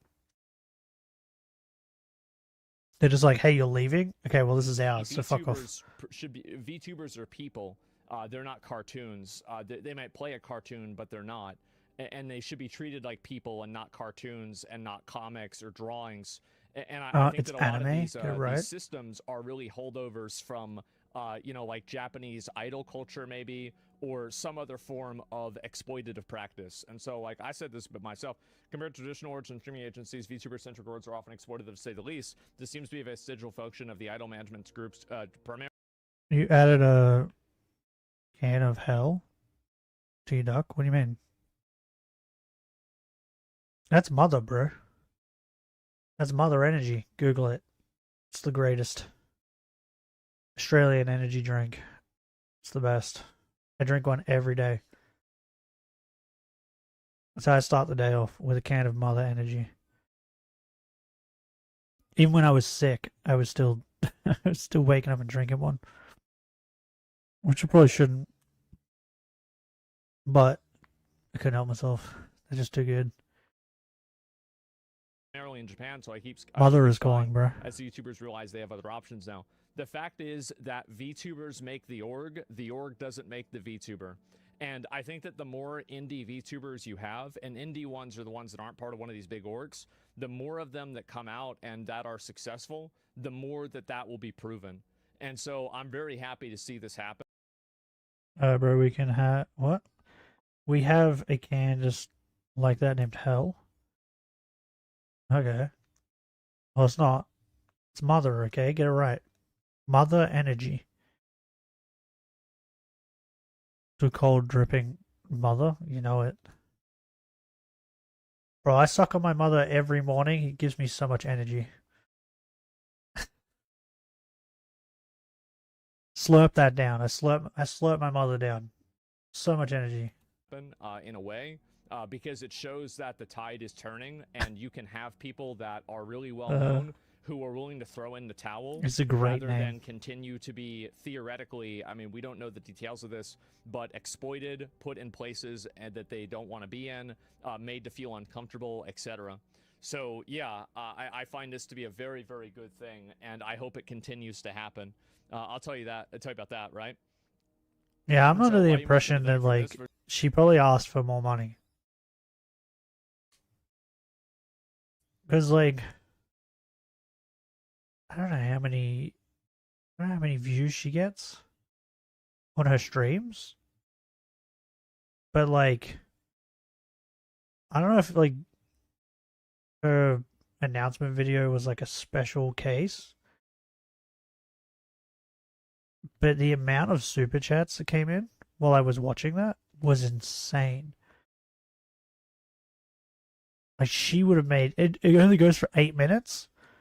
But bro, she would have made so much money just off that 8 minutes just from super chats. But that's the thing. I don't know if she gets that money. For all we know, she probably doesn't get any of it. She probably just gets like channel revenue. I don't know. Well, I'd assume she would get some of it, but it's probably like I think YouTube takes some, and then I don't know how much YouTube takes, but then yeah, she's probably not getting nowhere near as much. First, your take on voice actors losing their jobs to AI, because these people are losing what their autonomy is, and that's the reason why.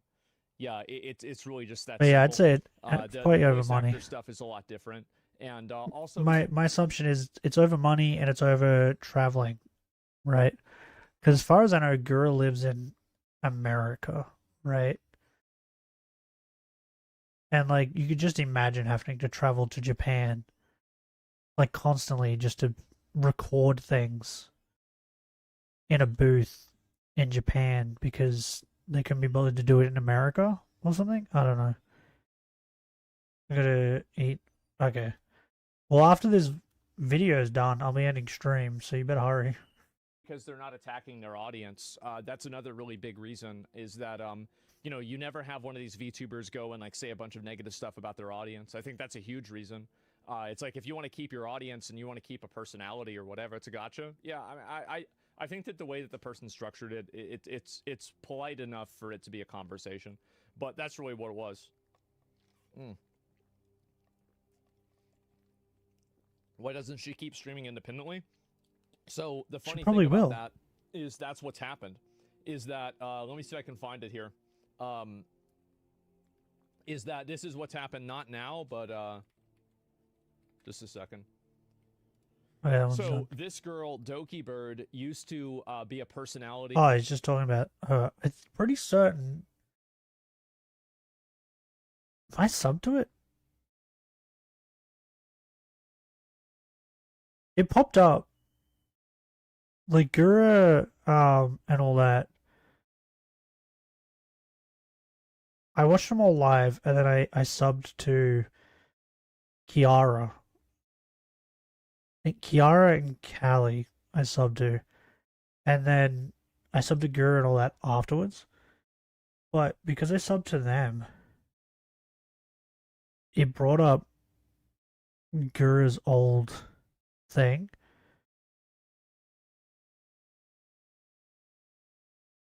Her old, like, account, or whatever. And I think I subbed to that as well. It's like Sanazawa? Is that what it was? It was like something like that. Oh. Yeah. It's like this. It has 1 million subscribers. Here. If you guys are a fan of Gura, go subscribe to this. Oh, I'm not subbed. I thought I was. I'll subscribe now. Because this was Gura's old one. Senazawa. Yeah, I'll get a copy. I'll post it here for you guys. There you go. Oh, that's right. I also have to post it in Kick because Kick is weird. There you go. It's in both now. But yeah, this is her like old thing. She did music and stuff. She just did videos, I guess.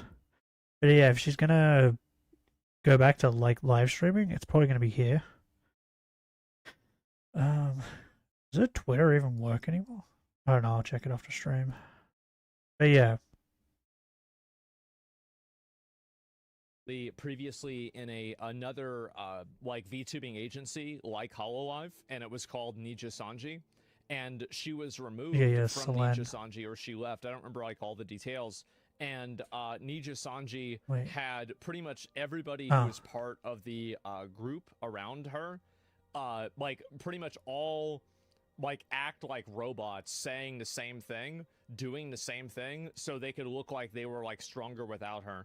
And so like she left that org, and if you look at like her YouTube channel, for example, as far as I know, like she's still doing very well. She still gets views. /swords dance. This is a good thing, by the way. It's a very good thing, and she's popular on Twitter, etc. Oh, I need. So I think this is going to continue to be the case, and as more and more VTubers like Gura and you know, Doki Bird, as more of them go, you know, quote indie, and they don't need to be represented by like one big group like this. I think that the more that they're going to have like the rights of their own, and they can decide to do what they want. They ran a smear campaign and tried to turn all her colleagues against her. Yeah, that's pretty much what happened. I mean, Yep. I think that's what happened, or at least their colleagues tried to turn each other against her. Either way, Nija Sanji really, I think, totally fucked up. Yep. And it made them look awful, by the way. It, like, massively damaged their brand in, like, a I think tremendous I way. only two, right? And speaking of that, I'll look at this again. Cover Corporation, Yeah. this is the corporation that owns Hololive. Hololive is the group that, you know, Guargura was a part of. Their stock went down by, look at this. Like, if you, Yeah. it seems like, you know, this is crazy. another, you know, it's another liberation. Like, she just gets, like, they just got tariffed, right? She got her Liberation Day. Yeah, we need It's 9. not so good. And so anyway, yeah, it's Liberation Day again. She's their biggest English talent. Yeah, exactly. And so that's really the way I see it. She's not just their biggest English talent. She is their biggest talent. Period. Like, just period. She's their biggest talent.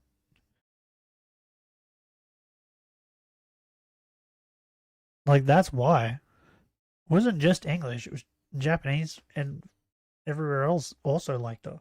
And that's what it is. And she liberated the company. Yeah. And so, and again, you look at this number, right? Right? I mean, it's not like the worst number you've ever seen, but There's no it's Niji certainly not a Sanji. good one either. Like, you look at this, and, you know, it was down, like, a little bit before, etc. But Why I did it think that go really up? what's going to happen is that you're going to see more people that realize that, you know, it's really the tail wagging the dog with these corporations that are exercising this level of control.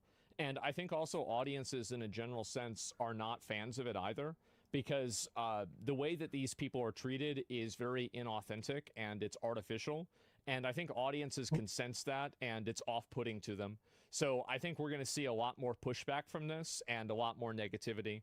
And I think that's a good thing, not towards Guargura, obviously, but towards these organizations that are overly controlling and predatory to a degree that is, I think, like unfair for like a content creator, right? So yeah, that's it. Could Wait. Kura stream with the same identity, or would she need a completely new one? She would need a completely new identity. Yep. And so, like, that's it. Similar But to she already modeling has one. contracts. I don't know what modeling contracts are. I'm just not familiar with them. But yeah, I did see that earlier today. This is like really, really big news yesterday, etc. She has an old one. Yeah, well, then she's probably going to use that. That's pretty much what I would assume. And good for her. I think that would be great for her. And I think that when that happens, you're going to see tons of people support her. The odds are we're probably never going to know the details and the nuts and bolts of why this happened. But I think that you can be sure that, you know, again, I've got to change it today, Tom. that have happened publicly, that we have had information shared publicly, the odds are that this one probably isn't completely different, you know? Yep. So, yeah. Machinima wanted this walk so this company could run into the ground. Well, actually, like, so, idle management companies in Japan and Korea walked, so Machinima could trip and fall and die, and then you know, Hololive and these other companies could look at Machinima and say, okay, well, let's do that, but not trip and fall. And so it's a little bit different, right? Because this has been going on, like this premise has been going on for a very, very long time, and it predates internet culture. So, like, for example, like idols in certain places are not even allowed to publicly have a boyfriend or a girlfriend even, because if you do that, it can fuck with the fantasy that the audience has with you. And in my opinion, I find this to be maybe. I think it's sick, to be honest. I think it's sick. Are they like that in Korea? In South Korea? I don't know. Maybe. I know Japan's like that.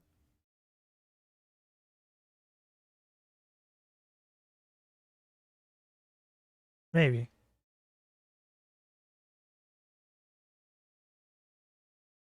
But yeah, they're definitely like that in Japan. Or get backshotted. And weird and disgusting. And the reason why is that if you take it to the second level and you take it to like the next frame of conclusion, what you have is you have these people that are effectively going and they're just being what do you call it? They're basically farming. Oh my god, I need to do 70 agile? Are you fucking insane? What? Why? weirdos that are That's obsessed so with them. much. Like, that's it. And they want to sell a fake fantasy to a bunch of like lonely weirdos. And I just think that's like, it's Yeah, yeah, unhealthy. yeah. I don't get that one. So like, I get the whole VTuber thing, right? I think that's fine. It's good. But the one I don't understand is like, it's her name. Is it Nene? I think it's Nene, right? She's a Hololive talent. I don't know if she's still around. Maybe she graduated. I don't know. Her name's Nene, I think. And she like calls the chat her husband's. And when they like talk about leaving or going to watch another VTuber stream, she's like, it's hard to explain, but it's just so weird. I get it as like a joke, like a one-time joke, but when it's constant and you constantly like calling them your husbands and stuff, that's when it's weird. And like I feel like she's gonna crash and burn the same way that the ghost girl did. What the fuck was her name? Rukia? Is that what her name was? Yeah, I think it's Rukia. She like did a similar thing. She can call them husbands or whatever, but she like gave them like the girlfriend experience, and that's why she crashed and burned so hard when they found out she had a boyfriend in real life. Oh, actually, it wasn't just a boyfriend. I think she was married or something.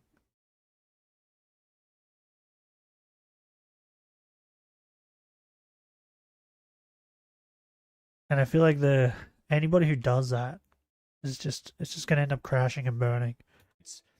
I don't really know. I don't like using the word predatory, but it is predatory to an extent. It's just gross, bro. Like, it's weird. And so, yeah. Yeah, idols need to be like Playboy. Yeah, exactly. OnlyFans, but before OnlyFans existed, yeah, exactly. It takes away their own personal liberties from their talents. It's fucked up. It is. Do you know how much these companies pay? The odds are a lot of these girls are probably compensated pretty well. Like, I would assume that they are, and they probably have like a relatively good payout, etc.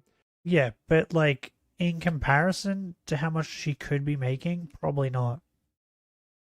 Right? With how big her channel is, she could probably be a millionaire, right? Easy. If she like did have to deal with management and splitting it between Hololive and all that. But because she does, she probably makes like fucking nothing in comparison to what she could be making. So I'm not trying to say like that they're not making any money or whatever, but I think that it's not really always about money, and especially like, I mean, for somebody that's this popular, like you've pretty much hit the threshold of like I'm making enough money, like years ago, and so like now you're in a totally different threshold, a totally different world. So yeah. Mm. Let's see here, and they sell an insane amount of merch. Yeah, I don't know how many fucking like I you know who I should have watched. I might watch it off stream because I am curious. Nux has actually seen the contracts for these companies. I don't know if he's seen Hololive's, but I think he's seen Niji Sanji's, so he probably has a pretty good guess on what her contract probably looked like. So he probably has a better perspective on like if it is money related or not. So if he makes a video, I might end up watching it off stream.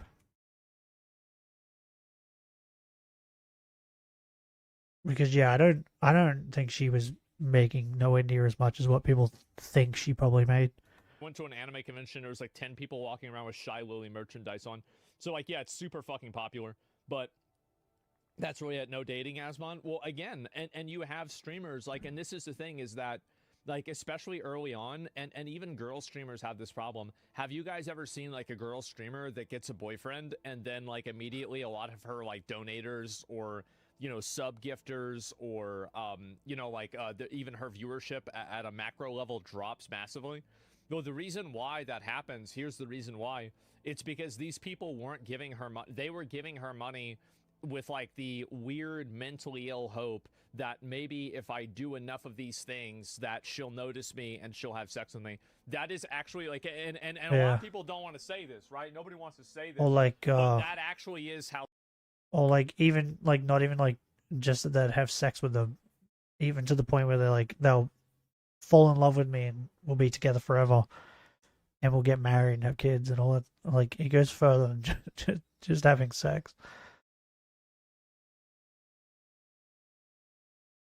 How simple it is, because if what could be the other reason if you start dating somebody and then you hate the person? Then well, I wonder. I fucking wonder. Like, what are we even talking about? It's obvious. And so that's it. They're simps. Yeah, they are. They're simps. And so, like, if you have a culture around farming simps, and I'm not saying this is what they do, but this is like an idol culture vestige, as I said, of like farming simps, lying to them about your relationships, etc. You know, you make your bed. You do. And you make it with a bunch of fucking freaks. That's the facts. A bunch of fucking freak weirdos, controlling, unpleasant, fucking like just the worst. That's really people. funny. You never want to be around these people in real life, and that's it. It's unattractive even if you don't want to get with a girl. I realize that myself. The idea of talking to fantasy is gone, even if you don't want to hook up or whatever. Yeah, exactly. Like there's like an implied fantasy whenever you're talking to a girl that's single that like something could be going on, and this is the way like chatters in girl streams act, right? I mean, like I'm not, guys. I like literally every single bit of like I could do an 8-hour stream about the different ways that this is true. Like fucking it's you could look at it this way. You've got this graph, and then there's these data points, and then there's this other thing, and then you look at representation. You do fucking everything, and it's gonna say the same fucking thing. And so that's it. Is Aspen Gold single? Yes, of course. I don't want to, bro. Like yes, I don't want people to lose the fantasy, and so it can be very dangerous. Remember what happened to Emma Valkyrie, bro? Well, the thing is that. I think COVID really, this is the thing with COVID, oh my God, like I was even talking to somebody about this yesterday, and so what happened with COVID is that people lost their fucking minds, like they went off the rails after COVID. Everybody totally lost it, and it's crazy to think it really is, because why would that even happen? But yeah, like basically if somebody was like 100% retarded, actually like let's say if somebody was 10% retarded, COVID took it and like multiplied it by like 2 times, right? So like now they're 40% retarded. It's like, you know, times 10. Okay, so it's like 20 times 10 times 2 again. Wait, what are we talking about? 40, right? So but here's the problem though. Here's the real issue is that you had people that were already 80% retarded. Oh fuck. That's like now they're 320% retarded. What are you talking about? How did we get here? Oh shit! What are you gonna do? Oh no! And it's not good. I tell you that. Those Doesn't sound like it. That try to show up and snipe people like these weirdos, right? And so that's it. On some real shit, can you cover the Canadian debates tomorrow? Ow. Look, bro, if I'm live, I'll do it. And if it's not late, I'll do it. Sure. But I'm not Canadian, but yeah, I'll probably watch them. We'll see what happens. But and so that's it. It's body pillables. Yeah, like I remember I went to like an anime convention, like a convention that was like you know, tangential to anime, like in like 2012, and like nobody had body pillows there, right? And like now I went to an anime convention like I don't know, like a few months ago with Emmy and a fucking Miz and Extra Emily, and people just walk around like they even have girls sign their body pillows. Like, bro, do you have you just are out with it? You just lay it out there. You just put it on. You put it right. Yeah. Damn. I think that's what I was saying. Like, what the hell is going on? And so that's what I think that's what I was saying with the furry video we watched before I got sick, right? People are just like, they're too comfortable with telling everybody like their fetishes and stuff like that. That's the same sort of thing. People are too comfortable with like just being weird. Because like there was a TikTok I saw where this girl was complaining because she spoke to this guy online, and apparently she had like told him that she thinks that she's like an elf or something like that, or like she identifies as like an elf. And the guy was like, okay, that's cool. And then they went on their first date, and apparently they met each other, and he said to her like, "Oh, you actually wear that in public?" And she was like, "Yeah, I told you about this." He was like, "Oh, okay, I can't do this," and then he just left. Right? It's like that. Like, and then she's complaining that he left after she, yeah, because like a normal person, he probably thought like it was like a kink thing, right? Like a bedroom thing, not like I actually believe I'm an elf and I walk around, because she had like elf ears on and shit, and she just went on their first date like that, and then was surprised that he was like, "Oh, that's fucking weird." I feel like it'd be the same thing if someone was like, "Oh, I'm a furry," and then they turned up to the first date in a fursuit. You would probably be like, "Oh, okay, you actually do this." Oh, because there's like people that like me, right? You can technically consider me a furry, but I don't own a fursuit or fucking anything like that. I just think the fucking low bunny's hot.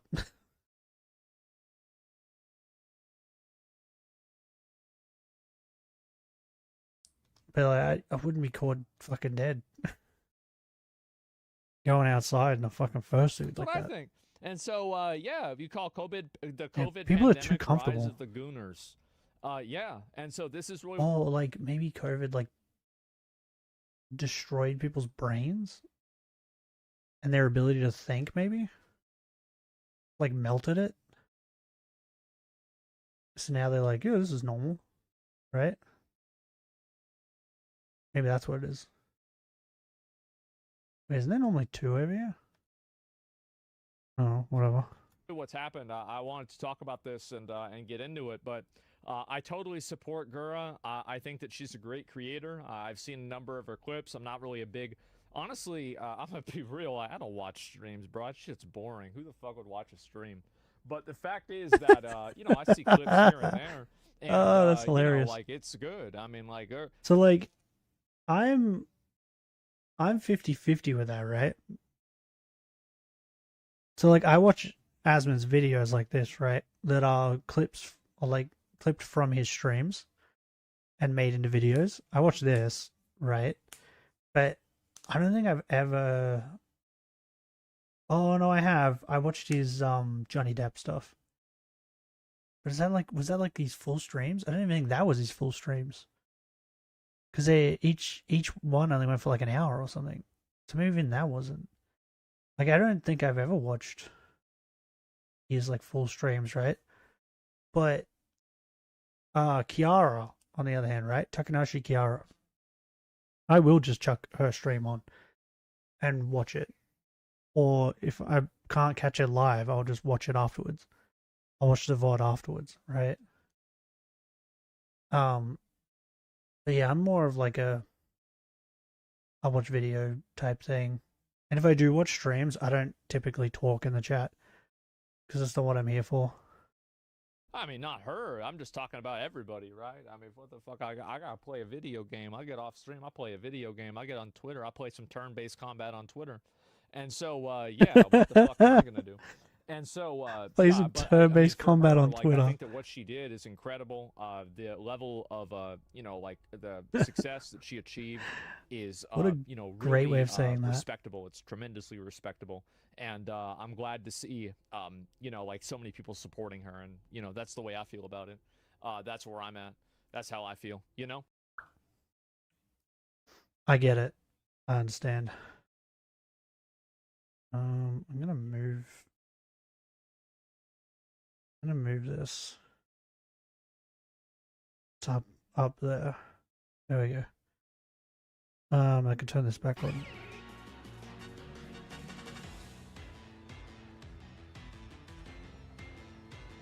For now. Because I think I'll finish out this round until Weavile has no moves, and then I'll end stream.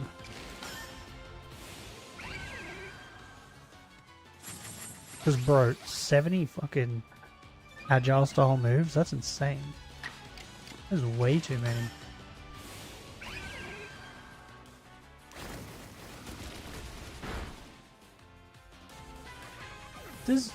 I didn't even think of this. Does agile style work? Okay, calm down. Is agile style swords dance still boosted by 2, or does it just boost it by 1? I wonder how that works. I swear to God, if they've eaten Gus, I'm gonna be so mad. Another bird just flew over here.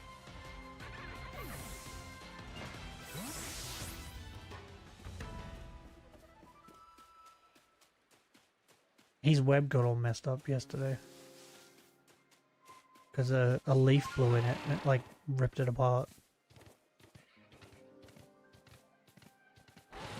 Oh. Yeah, so like my take on the Guru thing is like, I think it could have something to do with money, but I also think that it could also be the fact of like traveling.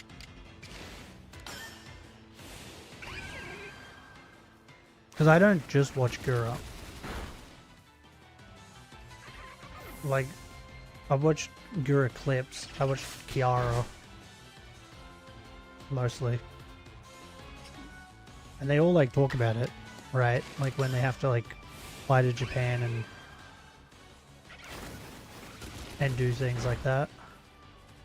Like do concerts or like go to the booth so they can record for songs and stuff like that.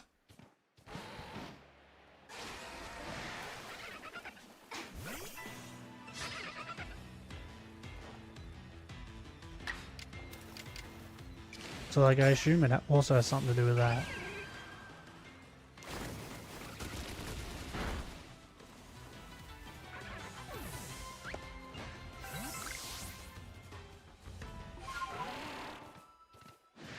Nah, leave me alone. Fuck off.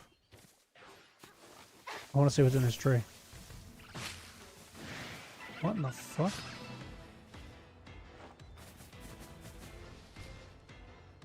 Where did all these weasels come from? What the fuck just happened? I feel like a blizzard should hit everyone, right?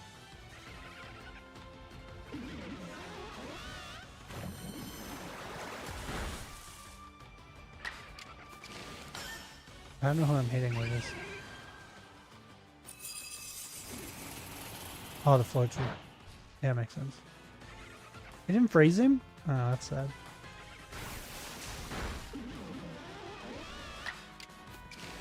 Oh, that's my last move.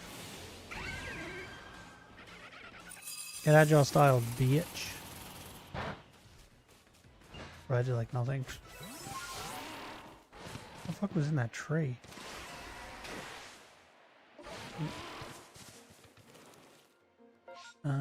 Okay. Over here. Did I pick anything up? Oh. Yep. Sure shit did.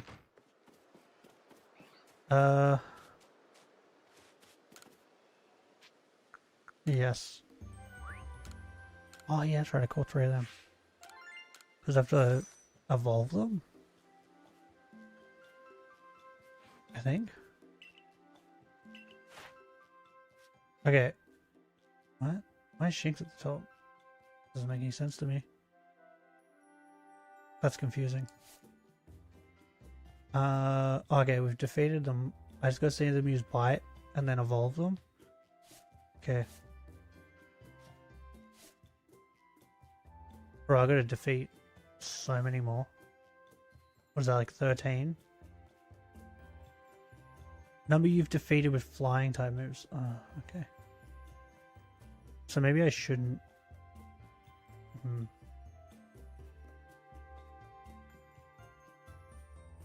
Yeah, maybe I shouldn't, like, deal with Burmy right now. Okay, you're done. Wait, what? Number of alpha specimens caught. Oh, what? That's strange. Okay. Decadooey. Weavil's getting there. We're getting there. Okay, return to village.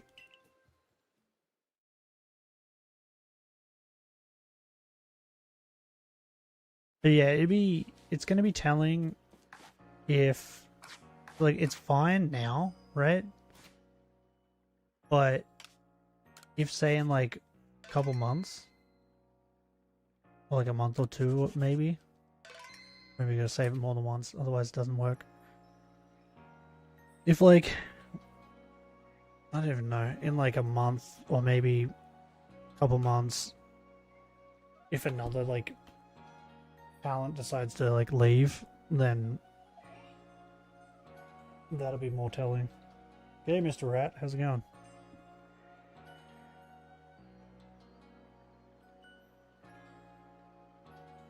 We just finished watching Asmon talk about the fact that Guru is leaving.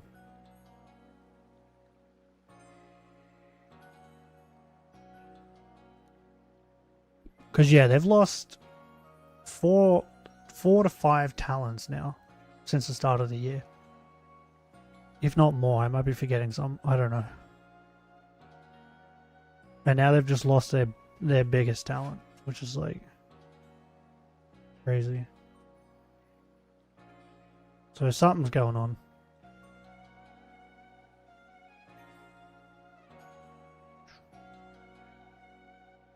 What is this?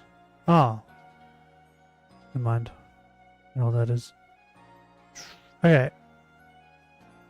Tomorrow we're going to be playing Elden Ring. Our perfume only run. And we're going to react to the Hitler documentary.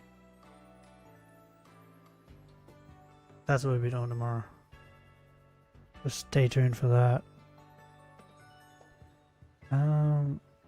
Should I, like, fix? Am I, like, too far down, maybe? I don't know. Bro, it took me like 30 minutes or something to fix.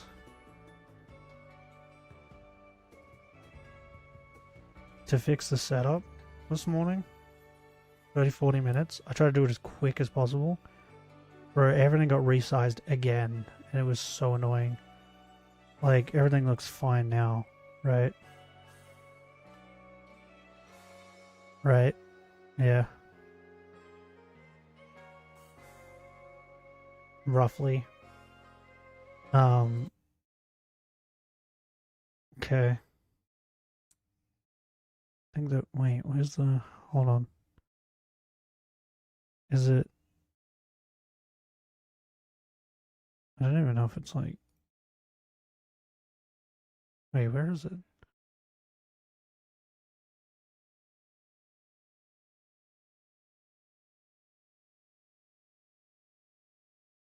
Okay. Wait, why is it like this? It broke. God damn it, why does everything break? Everything's broke, bro. It's all broke. I think it's breaking. Every time I go to start stream, everything breaks. It's cursed. I've been cursed.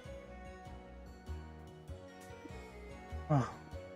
Yeah, so tomorrow, streaming the same time. How long are we going to stream for? 3 hours. Well, I went way longer than I thought I would. I'm really sweaty right now, though. And hot.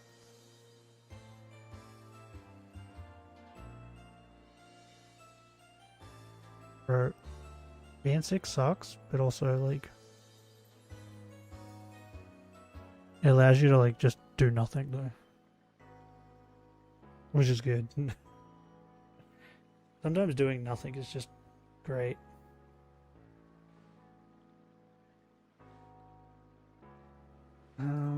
Okay. If you guys enjoyed today's stream, leave a like. If you would like to see more, subscribe. But till next time.